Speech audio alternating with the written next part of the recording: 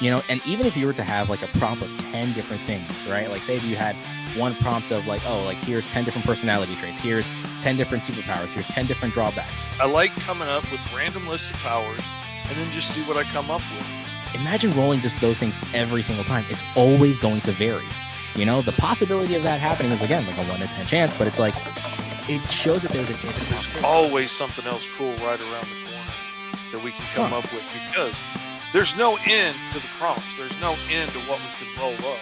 We're going to be officially rolling for superpowers. This is usually the make or break.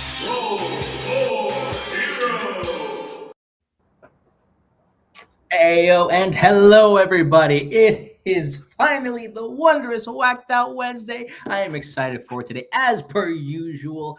Guys, welcome to Roll for Hero, a segment of our channels in which we let the dice dictate what on God's green earth we're going to be drawing for today. It is me, your ever weird, ever cracked out and weirded out Uncle E, and with me today is our, you know him, you love him, our beautifully big-bearded, bald-headed, big fish in the small pond of indie comics, Mr. Fish.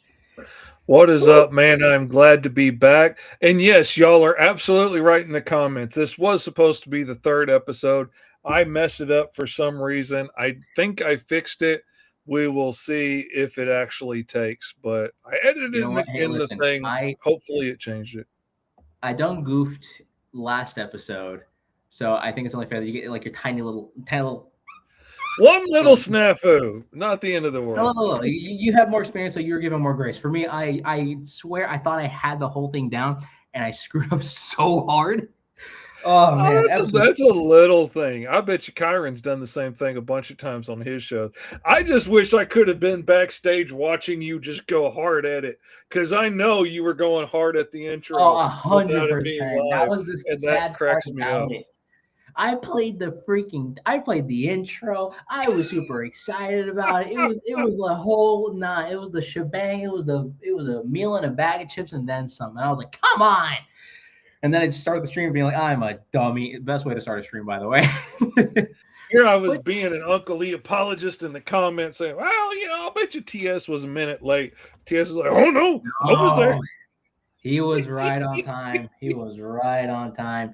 But outside of that, though, speaking of TS and speaking of episode 2, yes, for those that do and have corrected the situation, this is season 2, episode 3 of Roll for Hero. And within the confines of this season, we are rolling into the realms of a fun, science-filled, sci-fi, retro, crazy insanity that is just a lot. I'm using words to try to sound smart, but in reality, I'm just compensating for the fact that I didn't get out of high school. Don't you worry about that last part. But anyways, we're actually in an entire sci-fi universe, and we're going to be building everything from the ground up. Episode 1, we have drawn up our heroes, known as Jupiter Jack and Meteor Mandy, 2 cosmic cadets from the Cosmic Coalition, was granted superpowers because an evil death ray was about to attack them, and then all of a sudden, you know, a cosmic storm comes right in and affects their DNA. So one can grow to the size of Jupiter with cosmic shooting energy projections. The other one's able to shrink down to the size of a meteor and zip through the confines of the black void of space.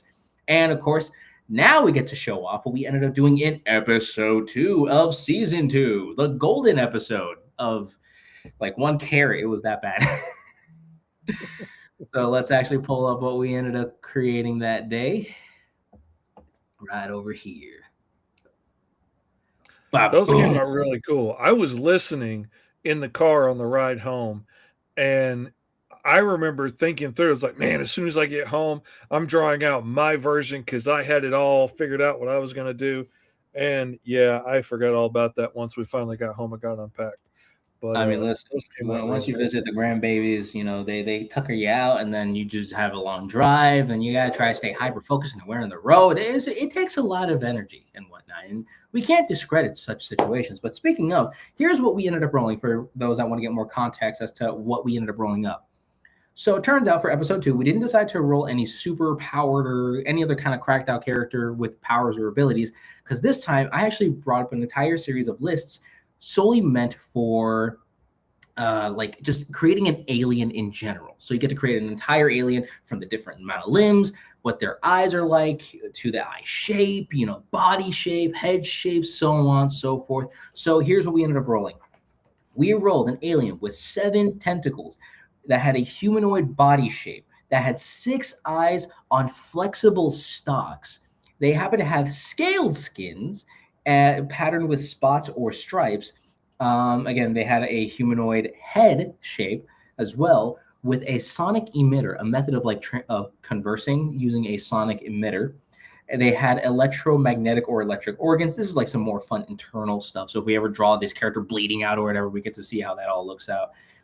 Then, of course, they are a technocracy. So they're kind of based, their entire theology on the advancements of technology. And of course, they are shapeshifters to an extent, if they have like a unique ability to them. And of course, they happen to have like a redundant heart or an organ or something like that. So I just thought that was a really interesting situation. And I know that, not Fish, Luther and I had 2 vastly different renditions. So let's get a little bit more on Luther's side over here, because this is really interesting. He took this to a very horrific edge and like made it look all spooky and very alien. Let's be honest. This is the most alien looking thing, and I'm kind of envious on how this looks. He's probably going to rag on the fact that he didn't do so good or whatever. Honestly, I like how this turns out, and if he gives this to, say, like either Fish or myself, imagine taking this idea and just giving it that intensive edge. Like this is like some space bounty hunter looking dude with 6 eye stalks ready to hunt you down. Like this would be a really scary looking dude. But I mean, he looks like a nice guy. He's waving, actually. The little blue thing right here is actually him waving and whatnot. So that's always fun.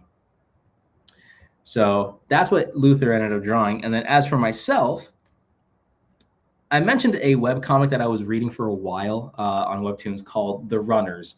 And it's like an entire science fiction filled, like it literally is the perfect science fiction story. It's a bunch of ragtag people or aliens all grouped together, and they're going on these crazy space missions. And one of the aliens kind of had a similar vibe to what I ended up drawing over here. And I feel like I just kind of made a fan-made rendition of that character. But I really like the way this kind of came out, because I think the character from the comic that I was reading had hands, but for mine, it has like more tentacle-looking hands. And I tried using the tentacles as like, okay, so that could be like 3 legs, or it could be 2 legs and a tail, and we got 4 arms. Very squid-like to the best of my abilities is how I was able to draw this overall rendition. How would you guys have drawn this if you were given the prompts that we were given last episode?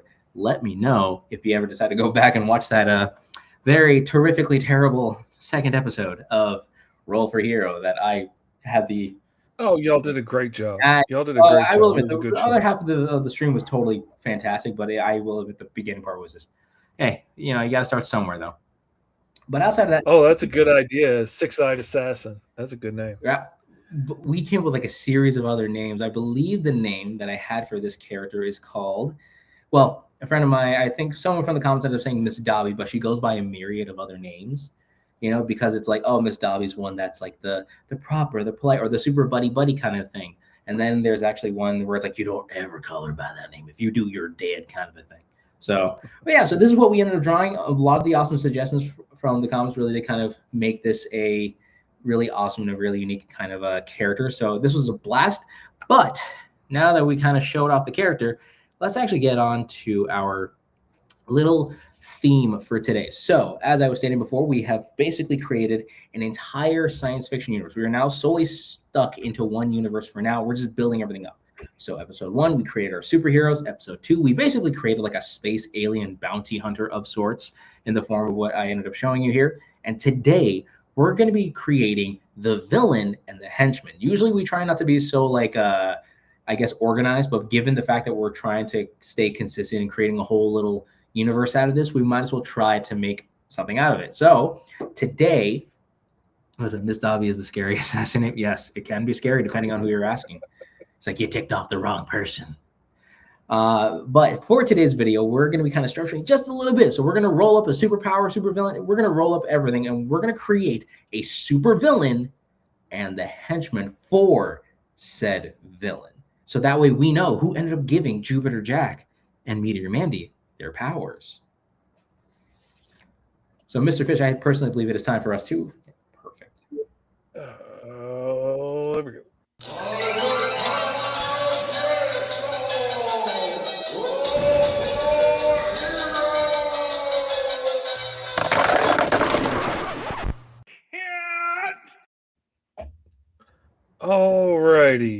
got the dice tower up.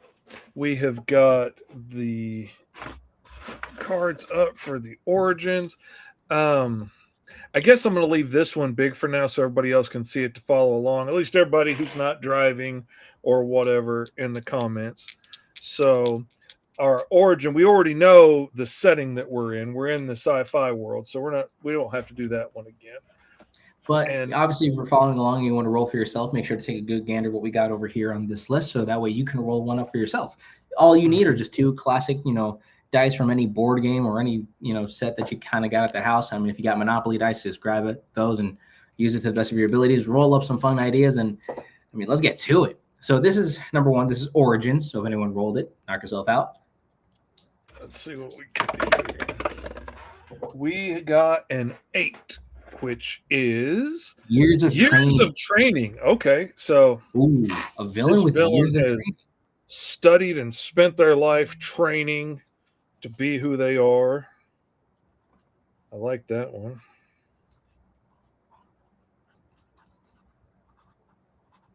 Okay.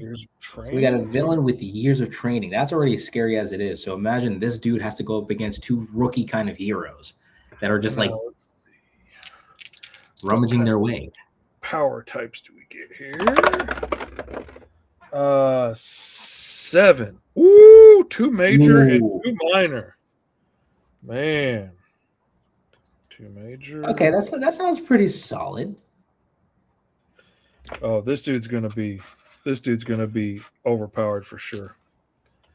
All right, let's see. What do we got here? Whoops, I rolled off the thing, but we got a 9. So we got telekinesis. Okay, hold on. Did I spell that correctly? Absolutely not, as of right now. All right. Let's see. Brain fart. 11, which is a healing factor. Ooh, that's a good one. Okay. Also, there's a fun little comment. Someone commented, I wonder if Mr. Fish's grandkids do roll for hero.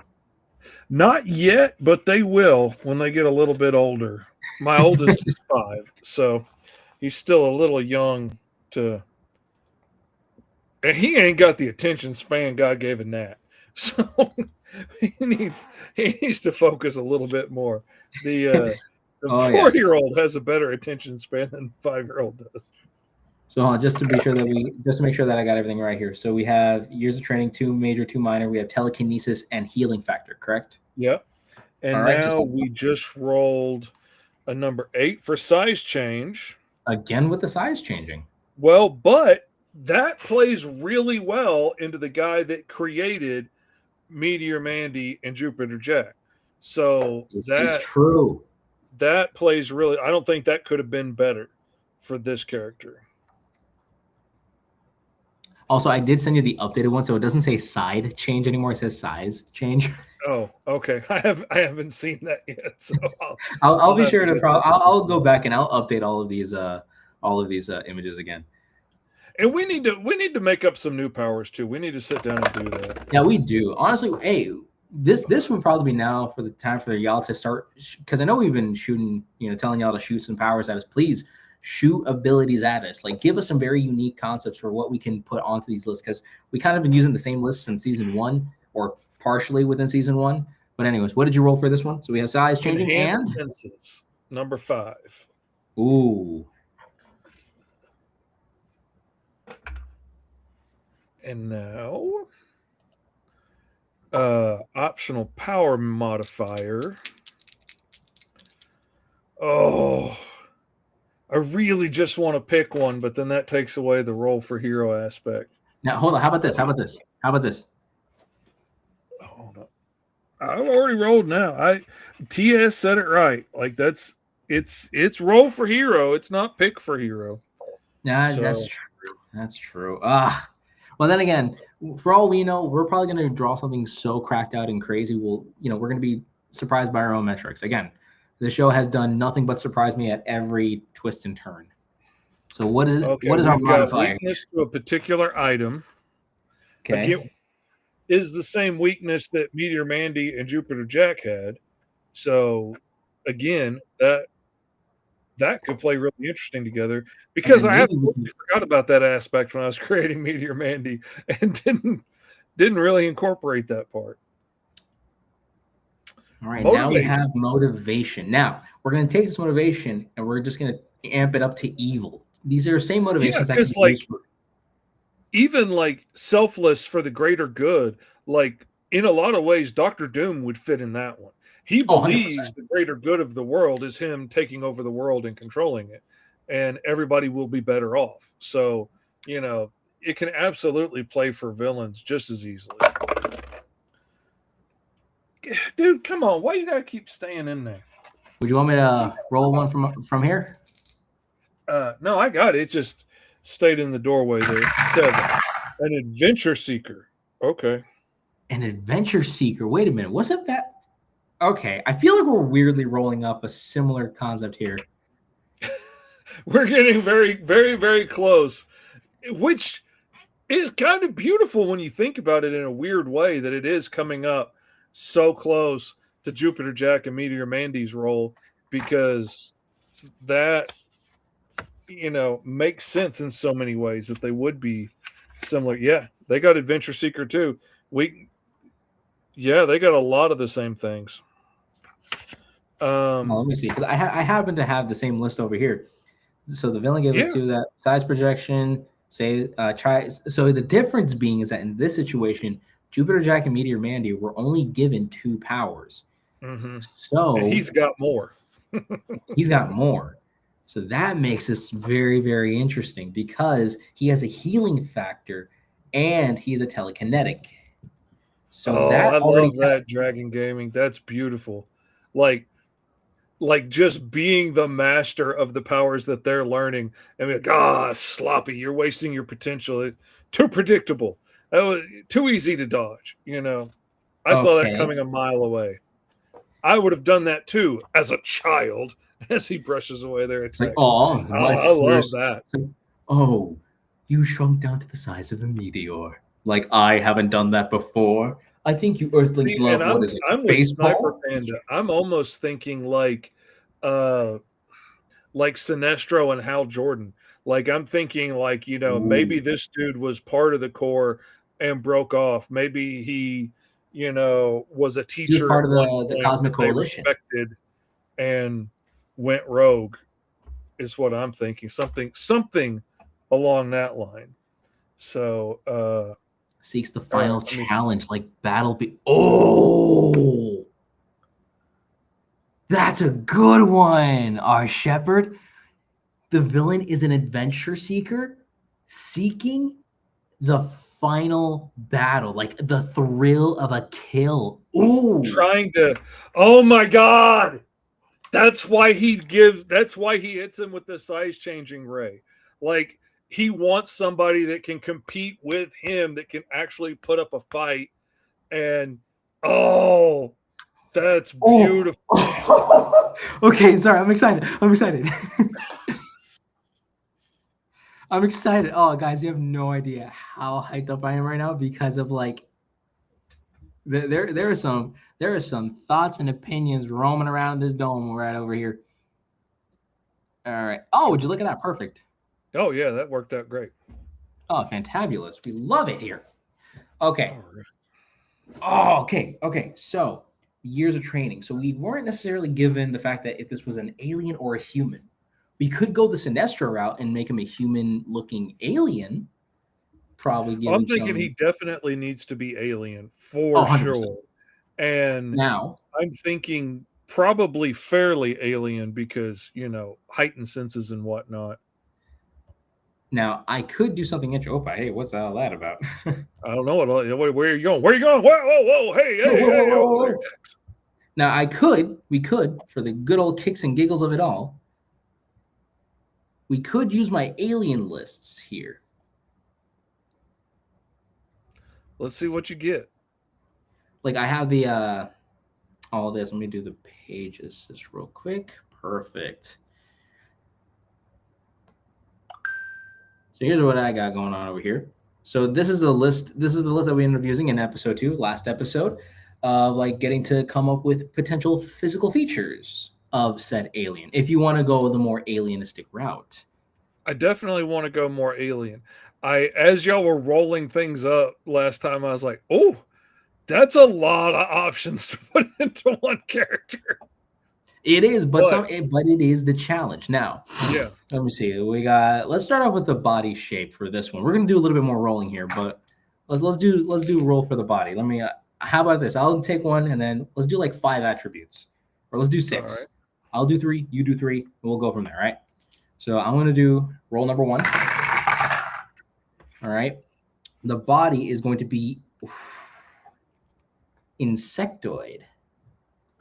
Okay, that's what I would have not wanted. Insectoid.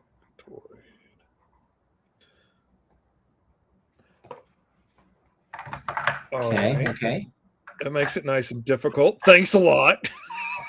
I think TS Though was I did like the idea of insect eyes, because the first thing I thought when we got enhanced senses was like 360 view with insect like compound eyes. So that plays, that works. I'm still on board. Let's see how many eyes this character should have. Would you want to roll for this one, Mr. Fish? Dice, don't screw me on this one, because I got a cool. Or how about if I rolled this one for now in the options? I'll roll it, but I'm wanting the dice to be kind. That's all I'm saying. Man, why are you scared, Dice? These are your friends. Come out and play. Okay, we got snake eyes. We got 2. Ooh. Oh man. No eyes at all? And dang it, Dice. I asked you to play nice. Let's see what I get.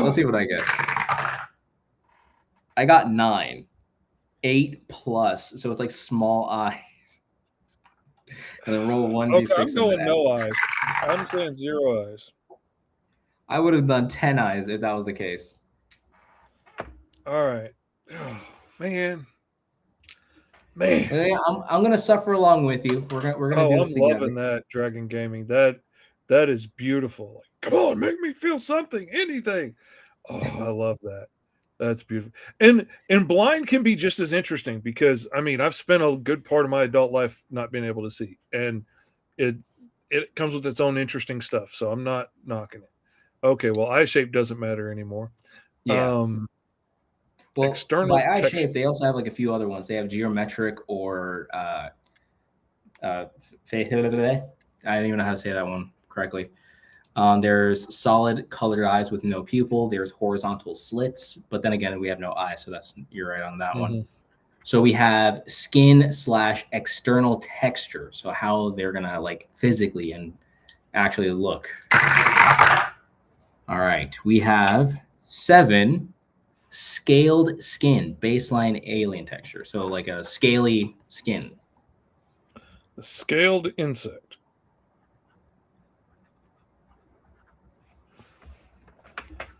Not bad. And a real challenge. Okay. This is going to be interesting. All right. So then let's see. What do we got? We got skin color, but I feel like that one should be more onto us rather than. Yeah. I want to pick that. Yeah. We have head shape.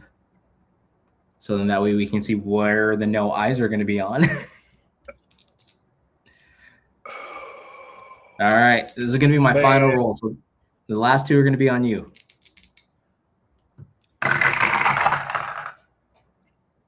I literally went from 6 to the number 7 to the number 8. We have crested or fin. All right, I can work with that. Ooh, okay. I need bigger cards to write all this on.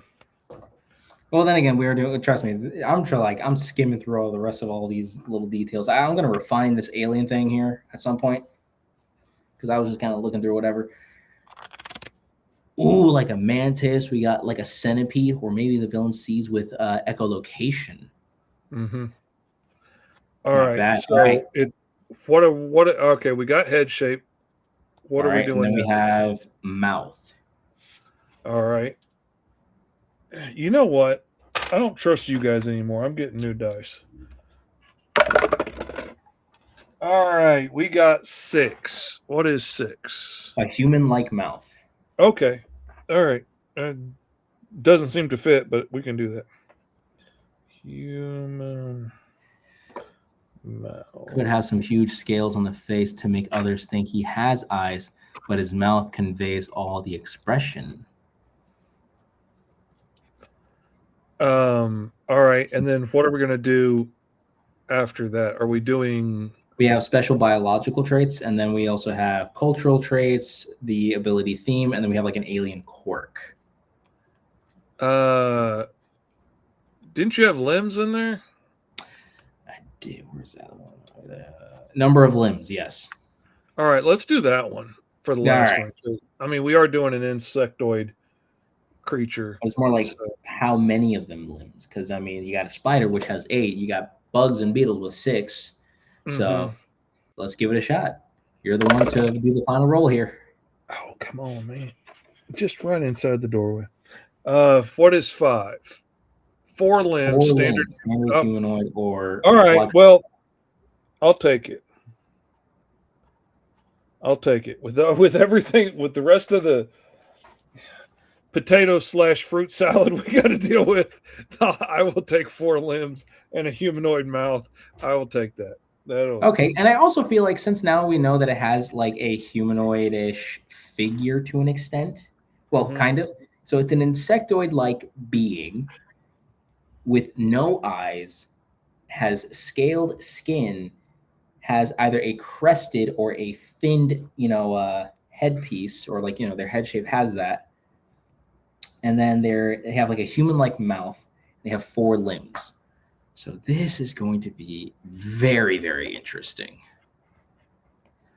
What did y'all roll up? Roll an 11. What was it? Dang, there was a. Well, I'll get to that. Also, the enhanced senses and no eyes sound suspiciously like wild might. You're not wrong. It does sound like wild might 10. And also like the alien, from Aliens, which That's is true. basically wild mutt.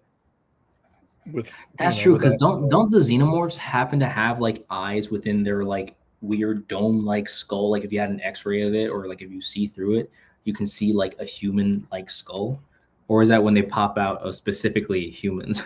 Some of them, like the more they mutate towards humans, they start to have humanoid-like skulls, but on the front of it. But like that is their skull on the outside. Like that's the shell is their exoskeleton. So I mean, but yeah, wild mutt's basically just a friendlier version of the xenomorphs. I just couldn't think of the word xenomorph in the moment. That's how it be. Okay. Okay, so it's a bug. It's an insectoid-like creature. Oh, wait. Okay. Okay, let's see.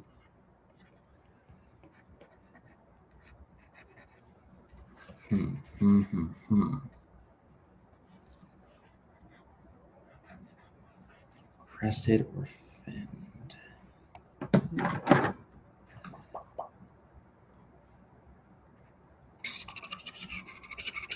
And this is the part where we try to do our whole thing. Imagine doing an episode on season 2 with Mr. and Miss Fish roll up alien monsters.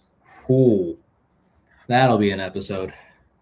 Well, and I think that would be a fun thing to do too, like kaiju-like monsters and things that they may have to encounter in this world, and there's so many cool things that we can do in here. I love a good sci-fi world. We love a good sci-fi world. Let's see. Interesting. Okay. So one of the first thoughts I had on this was like having this as Because it's like a bug dude with no eyes. Ah, that's the with scaled skin.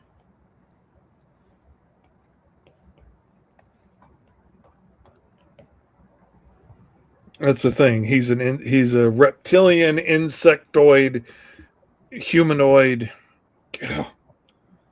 identity crisis walking around.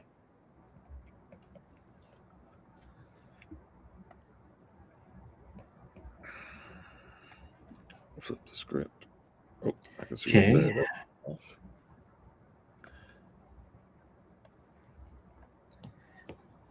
Okay. I think.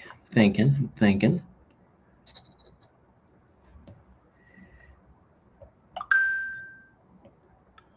Ah, yes.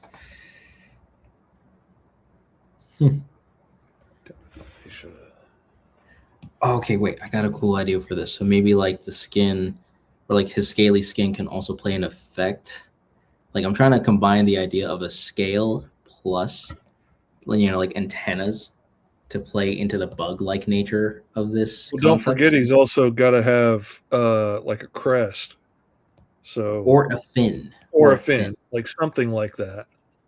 So I mean, that could be a ridge of horns, or something. Okay, I think the crested thing might work in this situation. Oh, I love a good rhino beetle. That's what I was actually thinking about at first. I wanted to go off of a rhino beetle aesthetic, but then I'm like, he doesn't have any eyes. Okay, wait, how am I going to get this work? Okay, the way that I'm thinking about it is kind of like he has like a crown, so he can be claimed as like a king or something like that, as the king of battle or something of that nature. Oh,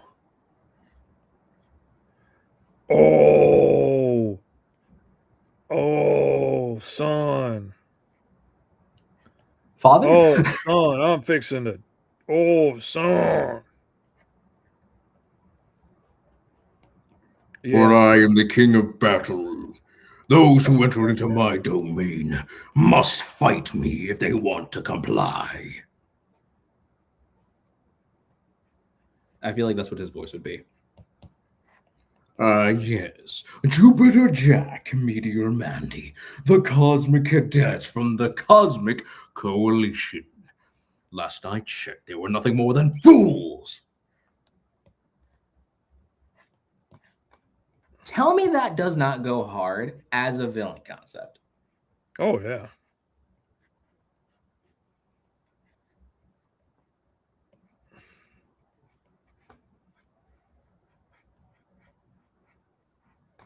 So you finally arrived.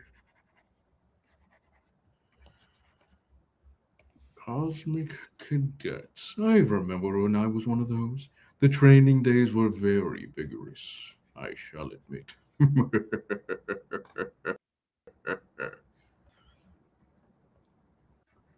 As much as I love drawing heroes, I love voicing villains, especially if I get to do like a maniacal laughter. Mm-hmm. I think that's what makes villains like so fun. Is like the getting to do their villainous laughters and such. Oh, yeah. Well, that's why so many people like playing them. Like, you can have the freedom to just be what you want to be and do what you want to do, and not have to worry about all the consequences and stuff of people don't want to be your friend anymore or whatever. You can just be the bad guy, and it's definitely freeing and fun in a lot of ways to just be able to Go ballistic. act that way in your voicing and whatnot. Okay, well, I don't care what I do with the rest of them. I have the face nailed. I definitely feel like I'm going for a Power Rangers villain. Honestly, that would be like a funny setup. I think for some reason Power Rangers is always going to be like my default state of like storytelling for some characters, because it's like, oh, like you have the evil commander, you have the evil head honcho, but then he has all his henchmen and villains. And I feel like if this was like a more serialized thing, I feel like he would always find Jupiter Jack and Meteor Man. He would always find someone to be like, I want them destroyed.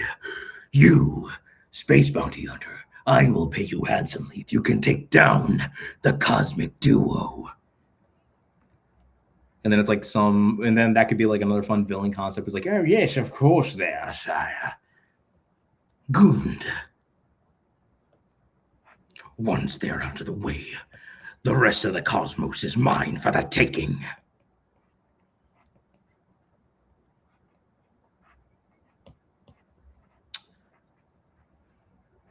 Well, enhanced senses make sense for that, sure.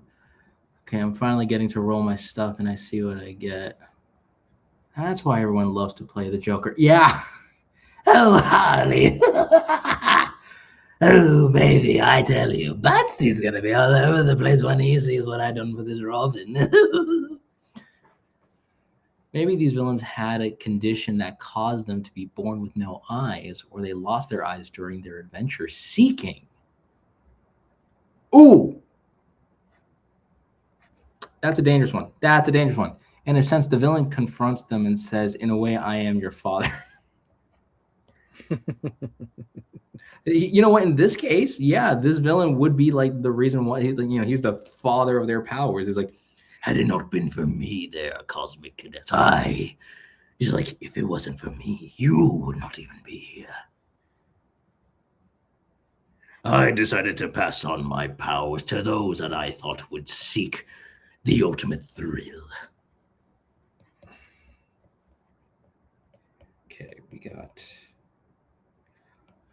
Okay, I think I'm kind of getting something here. Got 4, got a crested scaled skin. No eyes. Hello. What happened? I don't know. It disappeared for a second. No, I know. And I mean, the screen didn't go off for me, but I don't know if the internet might have glitched a bit for a second or what.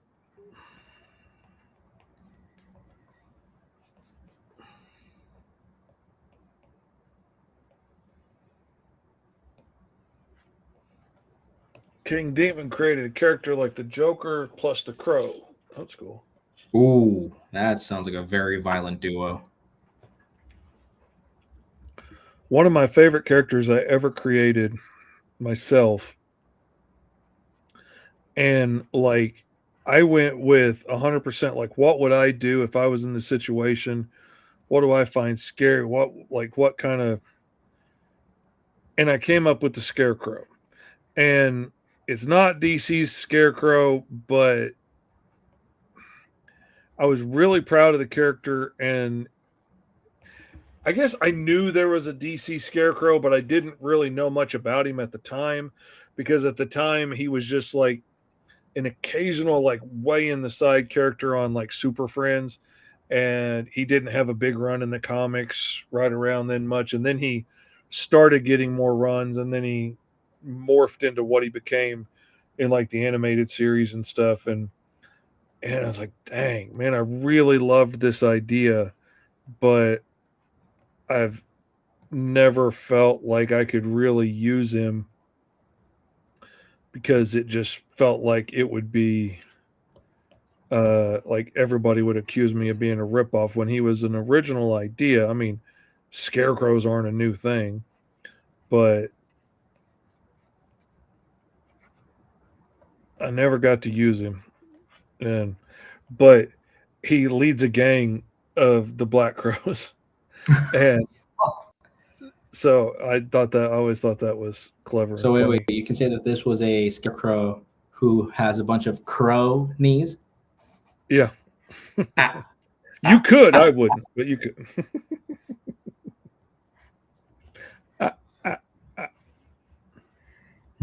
Yes. Megatron terrorize. It's one of my favorite vocal stems of all time. So when I first discovered Beast Wars Transformers, when it was on Netflix, I don't know if it's still on there or not. When it was there, man, that was like That Megatron was impressive. He turned into a dinosaur. Optimus turned into an ape in that rendition. The graphics were so cheesy, but so cutting edge for what they could do on TV at the time. I will say though, story-wise, I think to an extent, I feel like it really holds up. I wouldn't be surprised. I really enjoyed it, and I was pretty grown when it was coming out. I mean, I was in college, I think, when it started, and I really, really enjoyed it.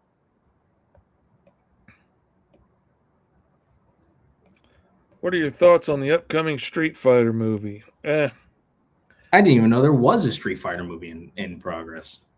Yeah. It looks goofy. Like they're trying really hard to be video game accurate, which they will either slay or they will look Slay like in the worst way. I mean, right now it kind of looks like it's going to be a laughing stock to me, but I don't think those video games lend themselves well to video game adaptations like Mortal Kombat and stuff. Like, there's not really enough story to those to lend themselves really to an adaptation. It's just to beat them up. There's only so much you can do with that. Now, like, The Last of Us, or heck, even Tomb Raider has enough story to it to stretch out into a movie, but trying to stretch out Street Fighter into a full movie is like trying to stretch The Grinch That Stole Christmas out into a full movie. I mean, at least that was a beloved childhood classic already, but you got to make up most of that movie to have it be a full-length movie, because the book's only like so many pages long. And it's like when they take Where the Wild Things Are, like when they made that movie, like it's a beloved, like the book Where the Wild Things Are, like it's a book that has not even that much dialogue. It's more like you can fit the entire script of that book I could fit the entire script of that book in like one page of this sketchbook. That's how short of a story it is, but they managed to make an entire film out of that.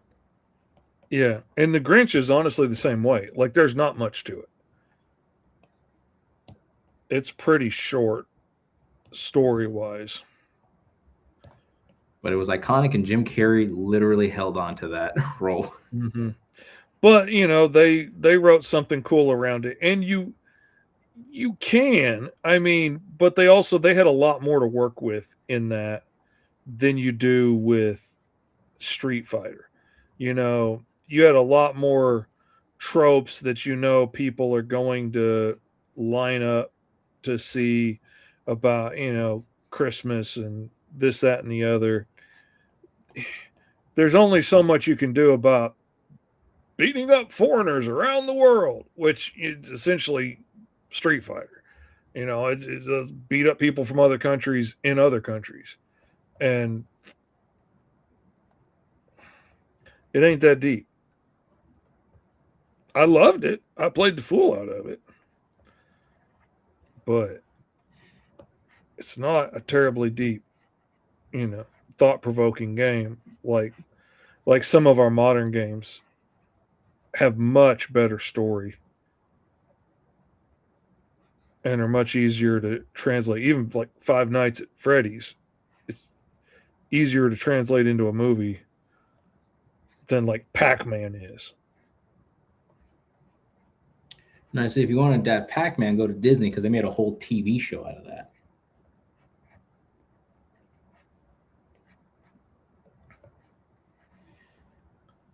And speaking of video game to movie adaptation, the fiance and I are gonna go see that movie Iron Lung when it comes out. It's like a video game done by Markiplier, one of the more popular YouTubers. Let me see. Maybe you could try making your own Scarecrow character and tweaking it enough to make it different. Like maybe try making it Try making it in this series. Like take the Scarecrow, make him sci-fi. Not bad.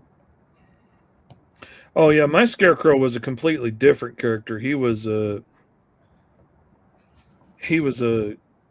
gang leader. Like, he was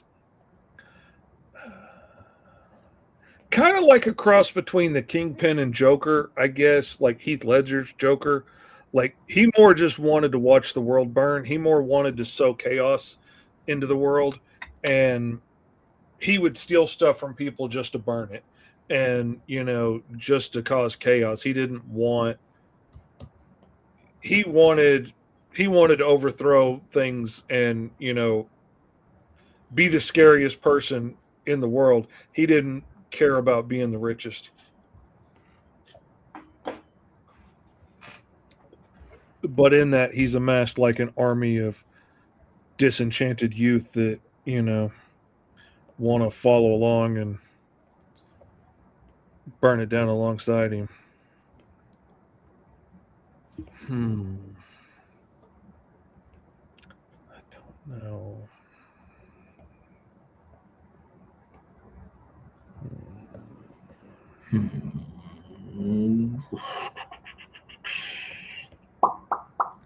Okay.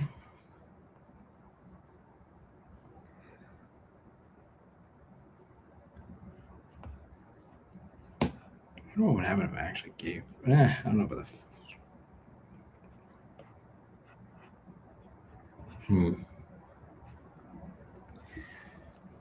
Almost got a Darth Maul vibe with my guy over here with his very, very horned up head. You got a horny head, you said. Hello. I don't think I was ever going to make that sound not bad.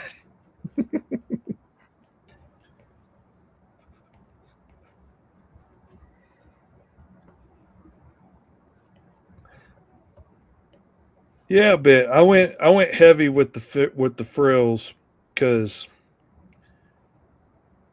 I have a character already, a space character already, that was my big bad in my role playing game. That is bald and has this heavy like mutton chop mustache deal going on, and once I thought of him when I was thinking of the frills, it was all over. I was doing the frills that way. So everything else it now is basically based around those frills because that got in my head. And I thought it would look cool to have the frills as big mustache.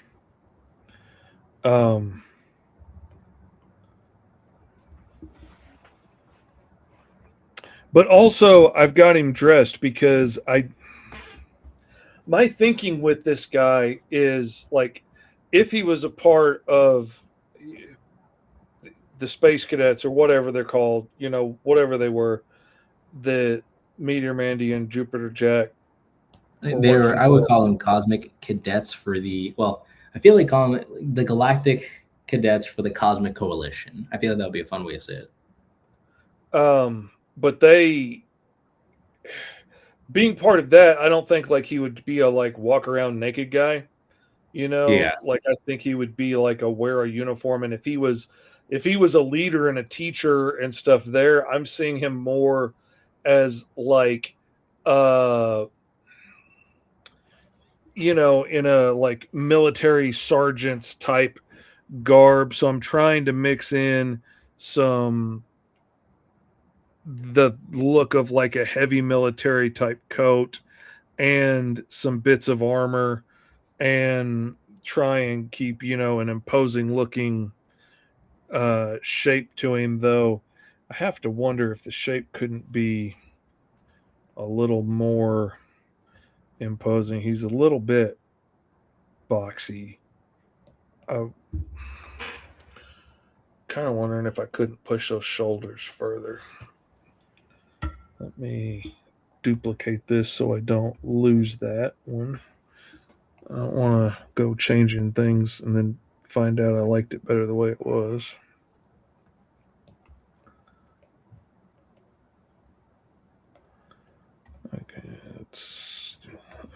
And then let's. Okay. I think I'm getting something here.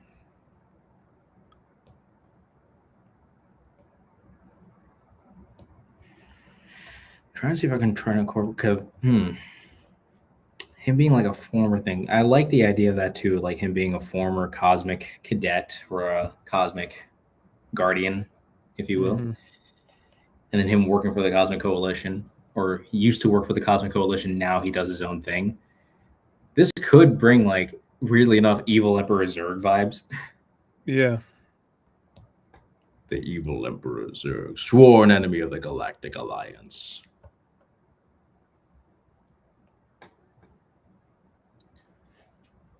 I'm also thinking about how he would actually dress.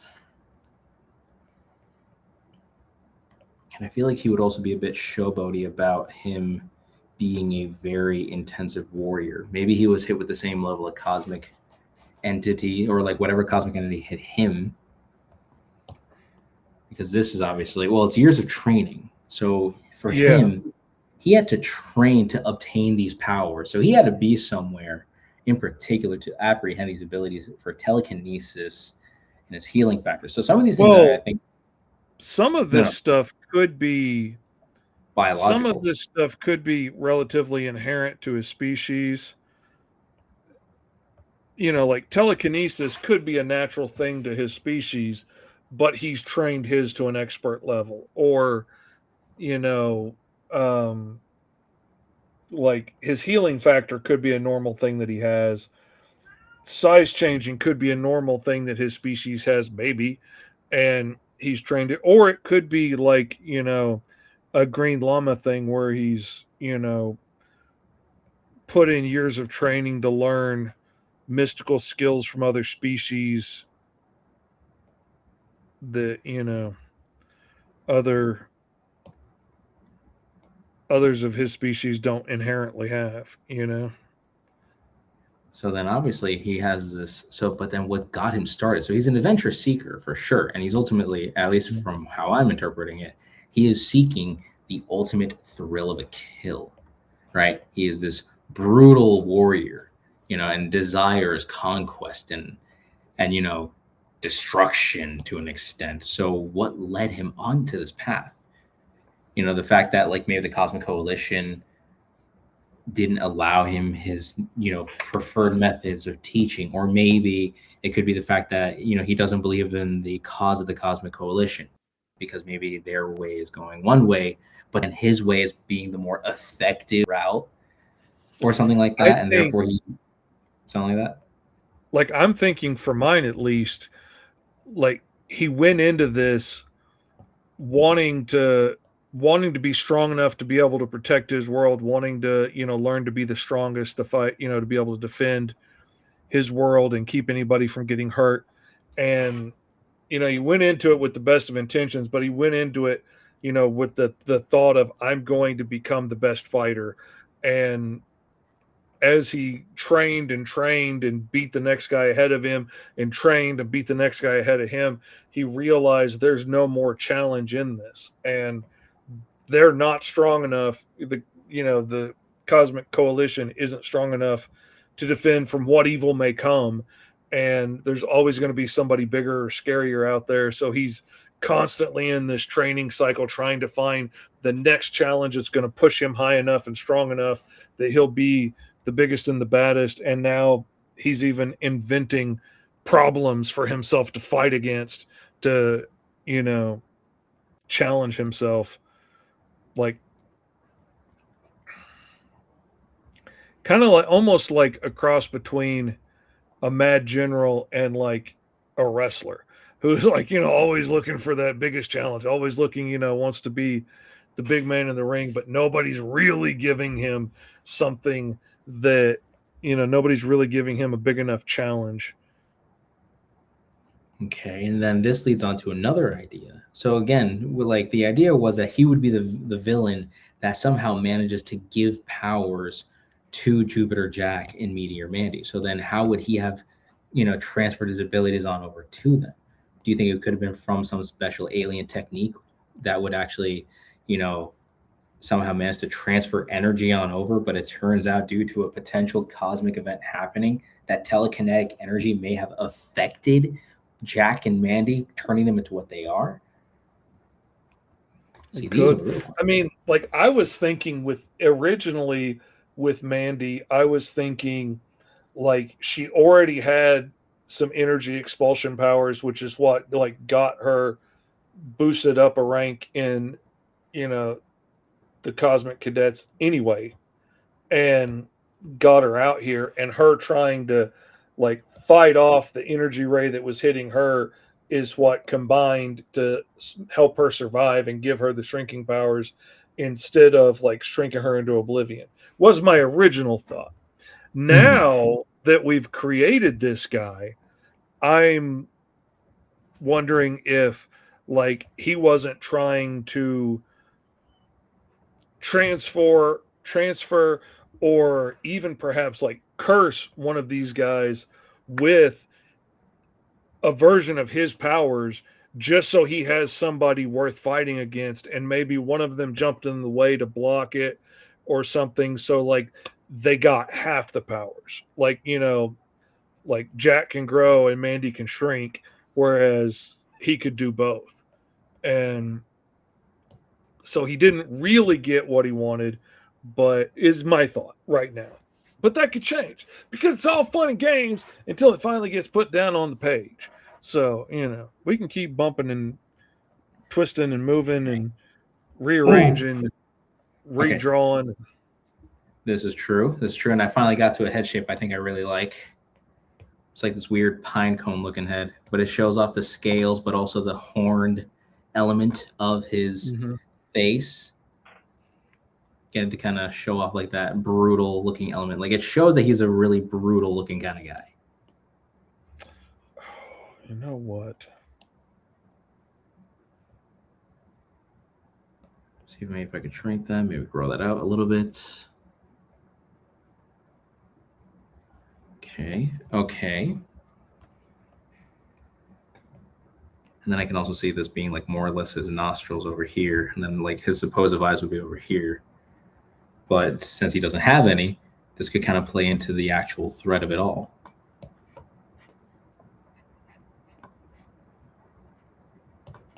There we go. That's how it is.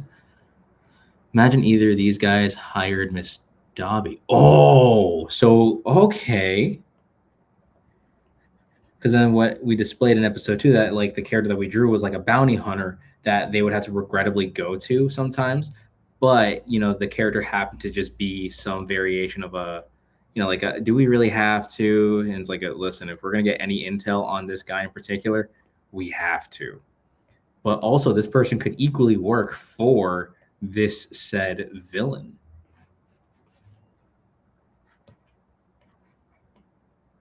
Never thought of it that way. Like Lobo have him be the last of his kind and he killed all his own people. Jeez.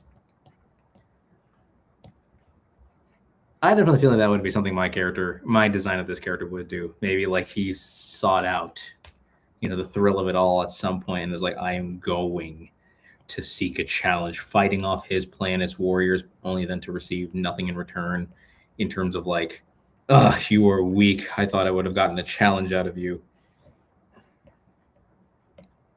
So then he keeps going onward and onward. Mm-hmm.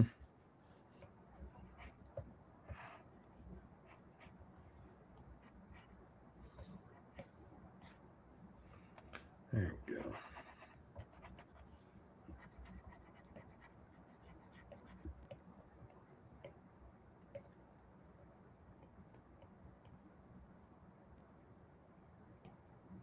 Okay. Get to draw him a battle skirt because I think that's always cool. Going like gladiator style with this.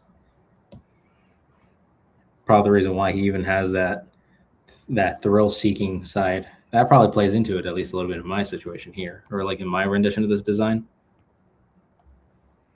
Like maybe the reason why the character is an adventure seeker, or like why he's dressed the way that he does dress, right? He dressed like a gladiator because he barely got anything on, and that's because he's perfected his overall, like his rendition of size growth, his telekinetic ability.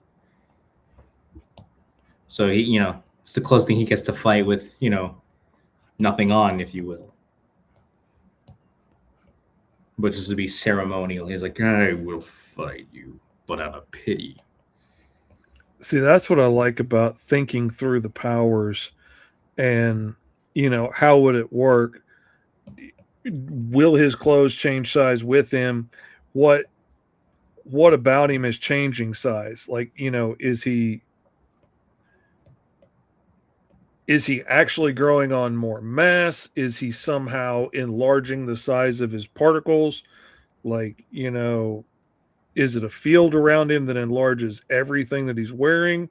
Or is it, or is he actually growing so that everything else around him would shrink and break off? Or does he have to have specially made stretchy pants so he doesn't grow out of his britches when he grows? Like, I love thinking that stuff through for powers like that, and it usually leads me to some really interesting ideas for costumes or limitations for the character or quirks. Oh, wait, I think I got something over here. Maybe he went to go see a shaman, or at least how my design goes for it. I'm going for like ancient warrior type. Like he has this overall vibe of him being like I seek, the strongest of warriors. and he wears like a ceremonial, like ancient kind of garb or something like that. Or maybe that's how it kind of looks here. Again, once we get to the coloring stage, then I'll probably see how that works out. And I'm also going to see if I can play with scale texture because I'm not really good at doing that sometimes.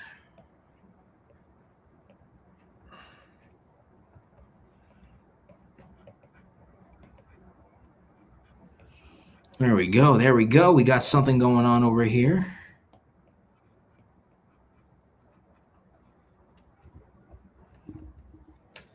In a way, it kind of designed a little bit like a turtle shell, which actually could be an What if he interesting. created the heroes and the forces final challenge and forces body into its finalized evolutionary form like Pokemon? He's been training his whole life, pushing his own powers and form to their perfection. That, I believe, would be the way to go in his situation. And I think like that's totally like why he would be wanting to give them extra powers to make them more challenging, to force himself to that next level of evolution in himself. How am I going to get bigger and badder and better? I have to have a bigger threat to challenge me because I have surpassed everything that I've come up against so far.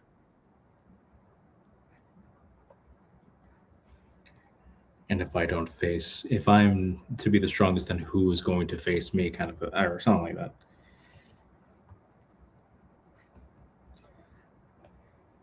There we go.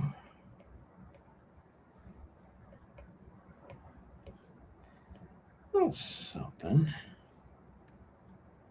Oops.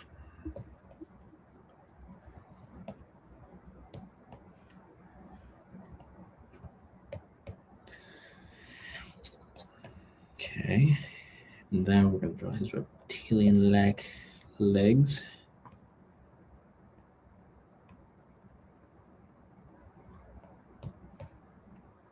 Again, those like chicken-looking legs a little bit. May not look like it now because I was trying to draw my character standing forward.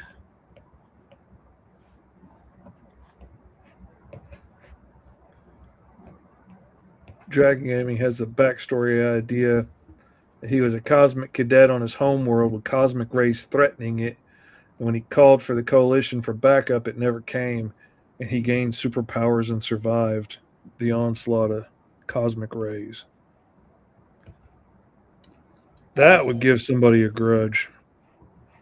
And that's why he would have a grudge against the Cosmic Coalition, because of the fact that his overall, like his people almost suffered, or his people did suffer, the fact that nobody wanted to help out, or maybe they didn't get there on time, but he still blamed the coalition for it. Even if they were fighting another like big monster or something somewhere else, that just proves that they're not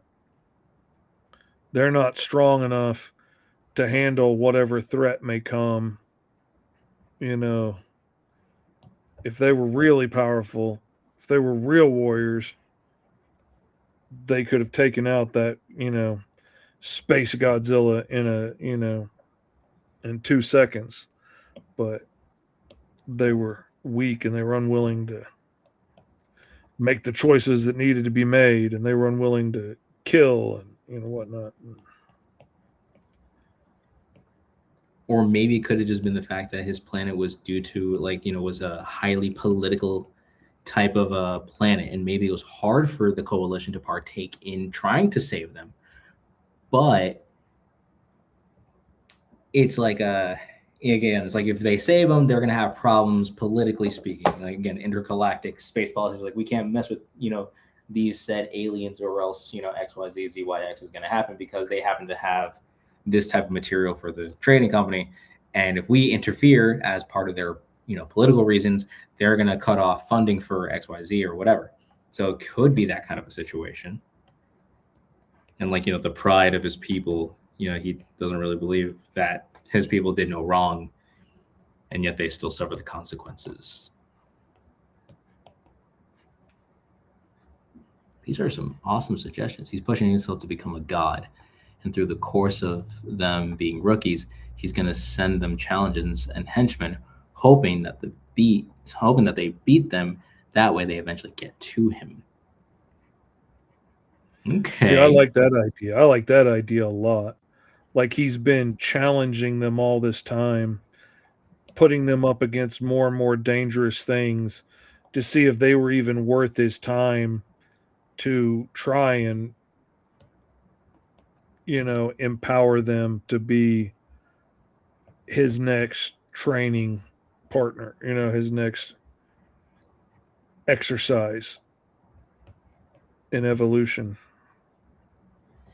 I wanted to see if you had what it takes. Well, Mr. Fish's character could create sort of stronger versions of the Cosmic Coalition. Well, let me read that just in case. Well, Mr. Fish's character could have created a sort of stronger version of the Cosmic Coalition, but it was called the Dark Matter Coalition. And E's character joins the villainous coalition. Okay. Like your character might be the head honcho of this new dark matter coalition, and then my character happens to be one of said henchmen for that.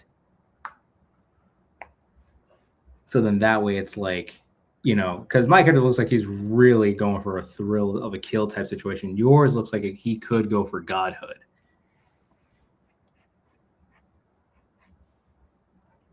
If done correctly, of course. I bet you any money if I sent this to one of my friends, she would be like, hot, smash. You got to have at least one of them. If they pass that test, I am never ceased. It never ceases to amaze me how many people like walk up, especially like young girls that like have been, especially when I'm at a con and I am across the aisle from one of the like stars, like one of the background guys from Harry Potter or something. And so girls have been sitting over there for an hour waiting in line to get this dude's signature, and they've had nothing to do but come over and stare at my booth the whole time with a giant 6-foot banner of Virgil standing there, the big 8-foot tall lizard monster dude from Green Zone. And then they come over invariably afterward. They're like, okay, this guy's my new boyfriend. I need to know everything about him. And I'm like, okay, great. Yeah. This is Virgil. That's when I'm going to sell your comic. Yeah. I will be glad to sell you a book. He is a giant, terrifying, sweetheart, that nobody appreciates. Like he's absolutely the like looks like a bad boy but is a good dude at heart. The trope that you want the bad boy that you're chasing after to be, but he's not. He's just a jerk. But Yeah. Virgil actually is a really sweet dude who just looks terrifying. And yeah, you can date him if you want. I mean, he's 8 feet tall, 600 pounds, but yeah, you can date him.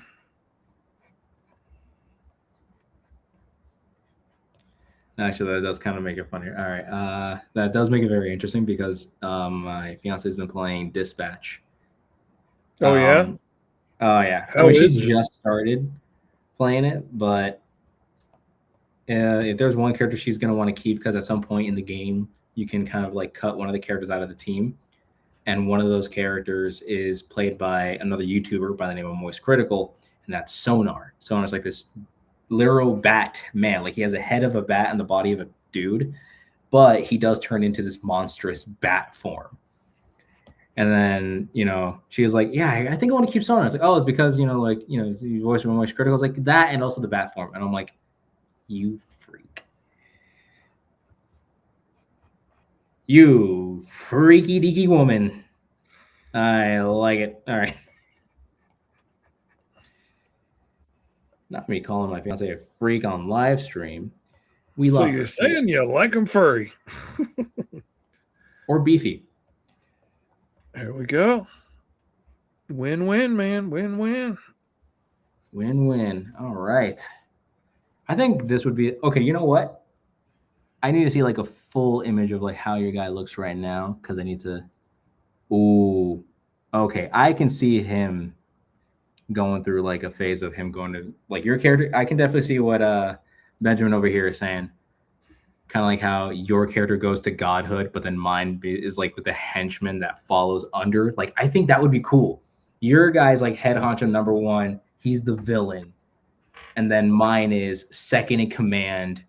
Yeah. Like I'm seeking for I'm Battle Beast. You're the one ascending to godhood. It's like I will serve under my lord. No, lord. Insert name here. Powering up his henchmen and stuff to be stronger and stronger to send them after these guys to challenge them and hone them to a razor's edge to try and make them as dangerous as they can possibly be. Exactly. Let's see. Adam Garland says, "Hello, Uncle Fish. We would love to talk to you to talk about having you make some of our characters for our superhero TTRPG." That sounds like a fun gig. I personally have been running a superhero homebrew for like 30 years. My kids learned to read and write. They learned to count on the dice. They learned to read and write on their character sheets. My oldest, my only biological son, he swore up and down he was only going to school long enough to learn to read his character sheet and comic books, and then he was coming home and he wasn't going to school anymore. I was like, okay, well, once you learn to read that much, we'll reconvene and we'll see how you stand. And he kept going until he graduated, but he was convinced going in. He's like, I don't like this whole being away from home. I don't like this whole lunchroom nonsense. I want to come back, but as soon as I learn to read my character sheet and my comic books, I'm coming back. We'll see. We'll check back in. And best motivation. He stuck it out like a man. He's basically grooming them for painful death. Oh man, nope, that wasn't the right one. That's one way to look at it.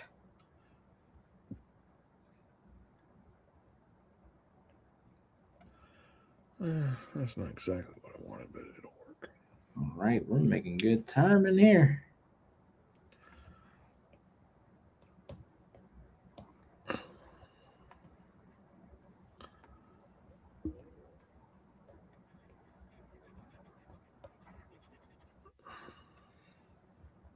Okay, there we go. There we go.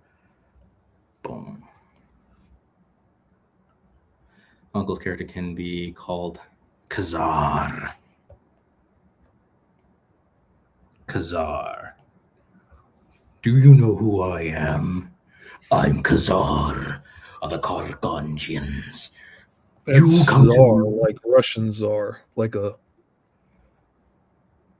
king, but Russian. You come to me thinking that you can destroy me? I am the strongest warrior amongst my people.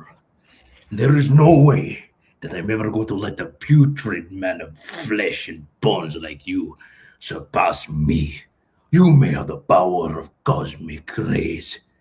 I have the power of rage.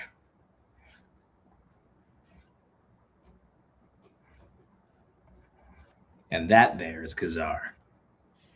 God, how far could you take power to shrink? Like, how many terrible, terrible ways could you kill somebody with the ability to shrink and grow? Like, I know one time we, in my D&D campaign years and years and years and years ago, like in junior high or something, one of the players was like half Titan, so he naturally had the ability to shrink and grow. And we were fighting basically Dracula, and he's like, okay, I'm gonna shrink down, to like, the size of, I'm gonna shrink down to like an inch tall. And so he jumped up in the other dude's hand. I think it was a thief or something. And like, all right, what do you do? It's like, I'm gonna punch him in the mouth and just shove dude down his throat. And he rolled, got a good hit. It's like, okay, you shoved him down his throat, and as soon as you hit the stomach acid, he's like, oh no, no, no, no. Halfway down, I'm growing back to Titan size. And he was like, dude, come on, don't. I was like, no, I'm growing back to Titan size. And just he was so convinced he was going to wipe out half the party with that vampire. And yeah, no, he didn't last but like 4 moves, I think. That's crazy. Sometimes the imagination of players in a circumstance like that always tends to be the craziest thing ever. Oh, it makes me so mad as a game master. Like, oh, y'all come up with all this. That's why I quit thinking of ways to like win. I quit thinking of like, how do you beat the big bad guy? Nah, I quit coming up with any of that. I just play them balls to the wall as hard as I can, trying to kill the players, and I am counting on them to come up with something absolutely ridiculous and off the wall that I never would have thought of in a million years that, will work or will have like, a 10% chance of working, and they'll roll a natural 20 or something. But like I've quit trying to come up with ways for them to beat the bad guys, and I just start going after them now. And they just come up with such off the wall nonsense. They do. And honestly, I feel like depending on how the party plays over time, that'll like change to an extent. I think it's just because for my friends and I, we kept playing, the classic 5th edition of Dungeons and Dragons.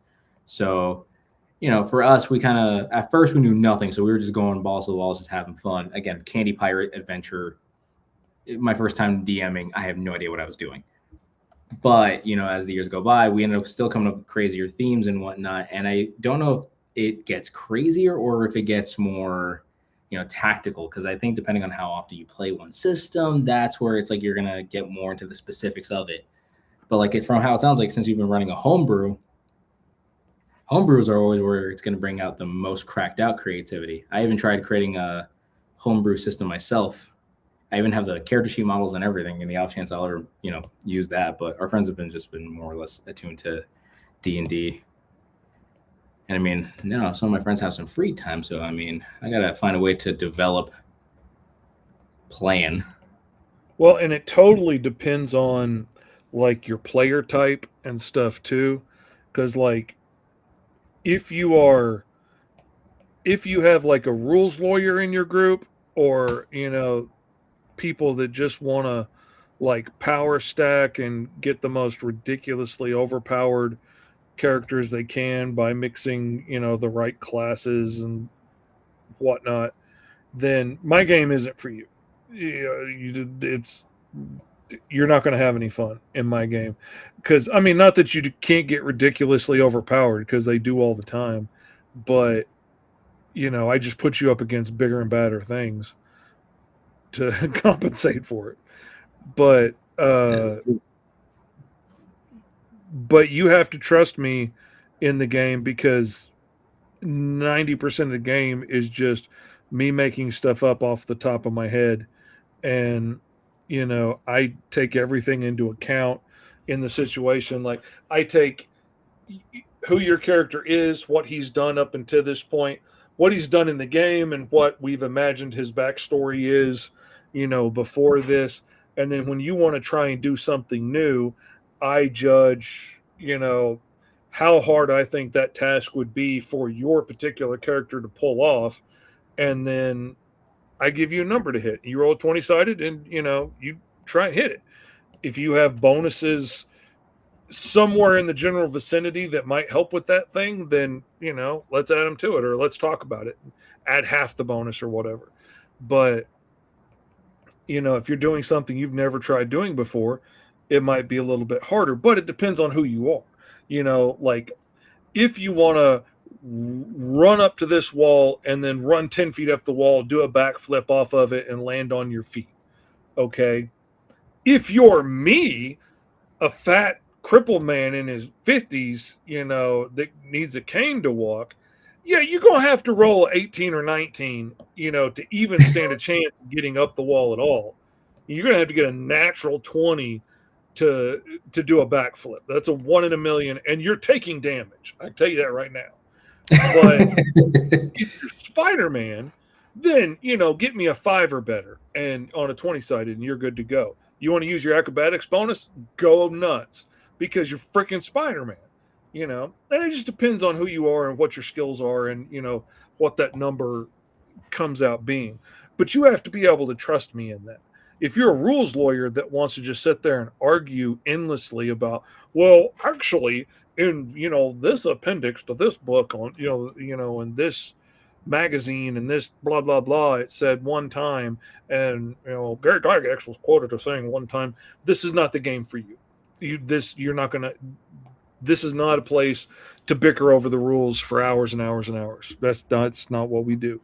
This game is quick, fun, and if you want to have a good time and you can trust me to be fair, then we can have a ball. But it all depends on what you're in it for. Some people just love to argue. That's their jam. And more power to you if that's fun for you.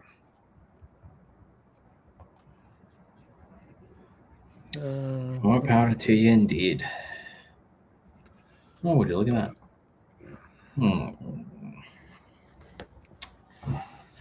See, it's not a bad one. Probably get that one for now. Cool color. Okay, not bad. Keep that one just in case. This one's interesting. All right. Let's see if we can play around with some of these ideas here.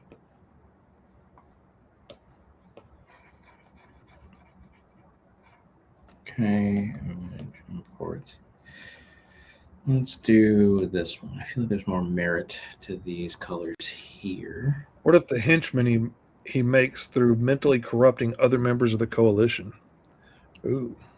Hence the telekinesis aspect of your character. Well, yeah, but telekinesis is moving stuff, not like controlling minds.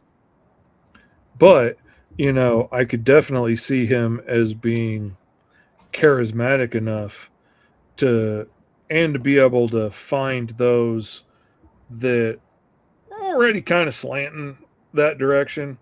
Like if you go to the guys on the police force that already have lots of civilian complaints for, use of excessive force, they're probably, going to be easier to convince to go into your vigilante squad than, the upstanding guys.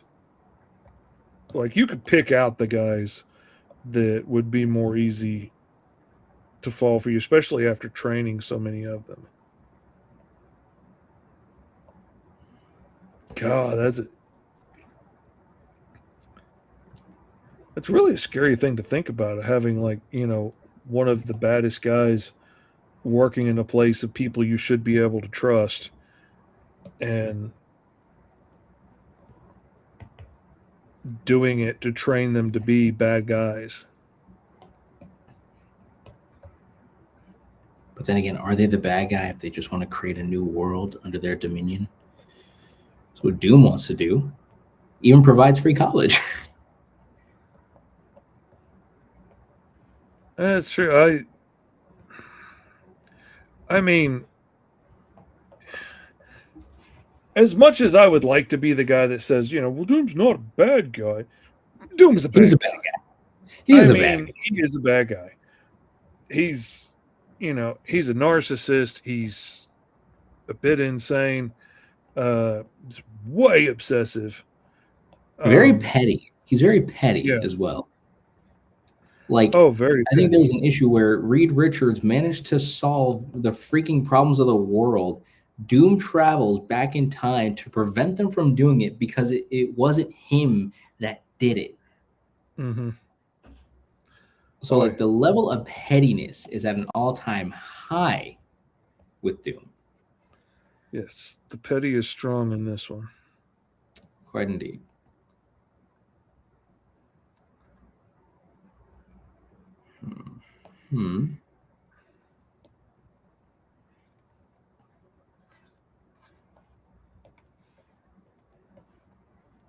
There we go.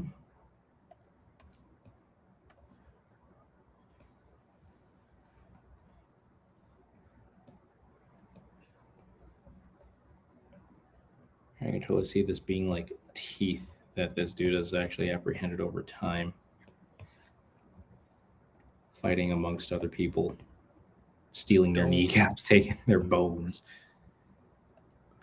But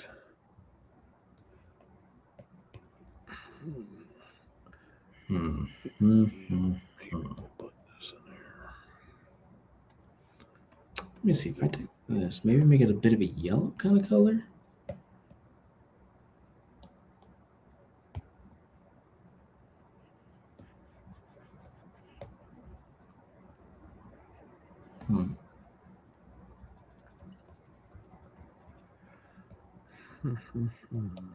Okay, there we go. Usually this is the hard part. This is the more members they throw at him to beat him, he just gets more henchmen. Okay. The more that this dude apprehends, the more he just chucks, and the more henchmen he just gets. He just needs to find every scumbag throughout the galaxy.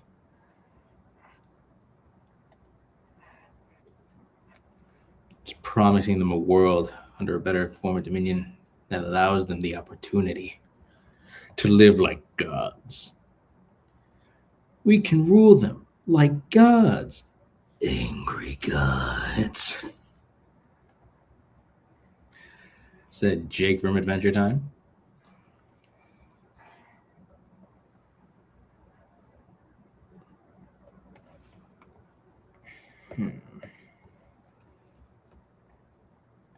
Okay, maybe we take this, probably go a little darker. My son convinced me to watch that, and he was right. It is really good.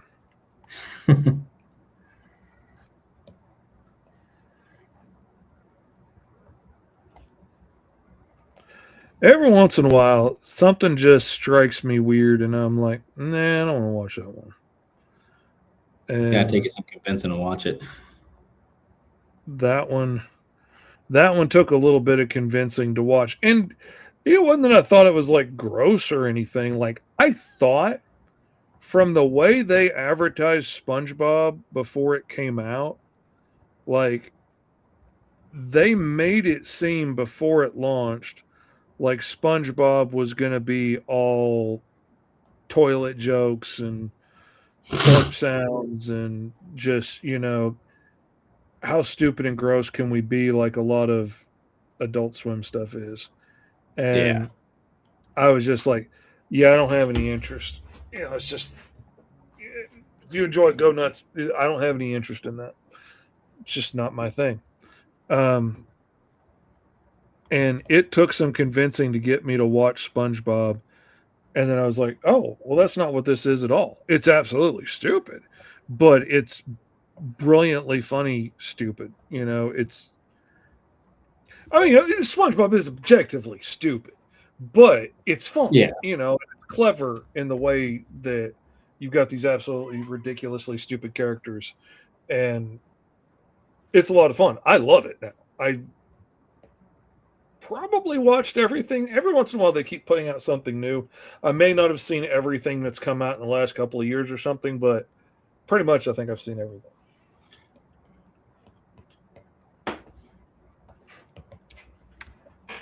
And big fan. But yeah, Adventure Time took some convincing as well from my son. And not because I thought it was gross or anything. And I'd seen some clips singing making bacon pancakes and different things like that. And I was like, yeah, I guess it's funny. It just didn't really strike me as something I wanted to watch. And it's probably the art style just didn't captivate my interest. And so, yeah, that's fine. Go enjoy it. I was good where I was. But he convinced me to watch it, and yeah, it's good. You don't want to admit it. Dang it, it was actually a banger. It's gets you all emotional and stuff in some places and whatnot, and it's absolutely stupid in some other places. And I love it. The only thing I cannot stand is that freaking screaming voice of the lemon dude. Drives me up the freaking wall. Lord, yeah. Cannot stand that. But it's intentionally that way. Like, it's not like they're like, hey, it'll be a fun, entertaining voice that people will love. It's supposed to be as absolutely great as it can be. And they succeeded. Good. They succeeded well. Okay, I thought the pink trim would be cool. It makes him look like Santa Claus. Fear me, or you shall get no presents this Christmas. Or you shall have For not only am I going to rule the world, I'm going to rule global distribution of toys. You start with the hearts and minds of the children, I tell you. Okay, this is working. I'm kind of liking what I got going on here. Oh yeah, I'm loving that color scheme so much more than what I got going over here. So, that's make that my reference. Pretty crazy looking. Not bad either. Now I can kind of see the reptile and this. I guess I went for the more reptile aspect of it rather than the insect-based form. I was probably going to draw like the butt of an insect on this one. The butt on bugs, like an ants, spiders. Abdomen. Probably can do that like if I ever did the cover for this character. But I can see this guy being like a menace to society.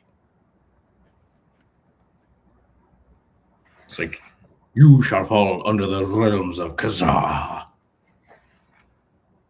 Because I did see someone say in chat, if I can find it here, the name of this character. Oh, there you go.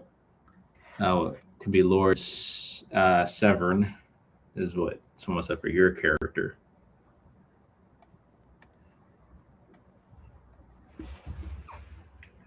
There we go. Whoa. Where are we at? Gotta find that comment. So Uncle Fish's character can be Lord Severn. And then my character could be Khazar.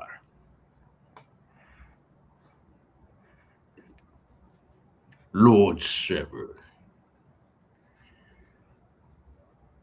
I wait for your command. What bidding shall I do? Boo-ha-ha.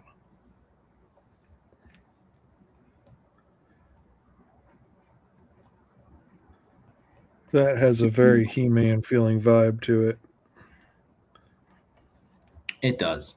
Hey there, Very. Dynamic Mango of the. It's a very long name, but how you doing?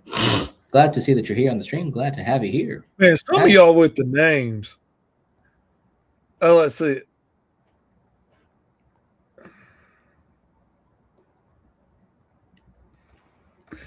Oh, Dylan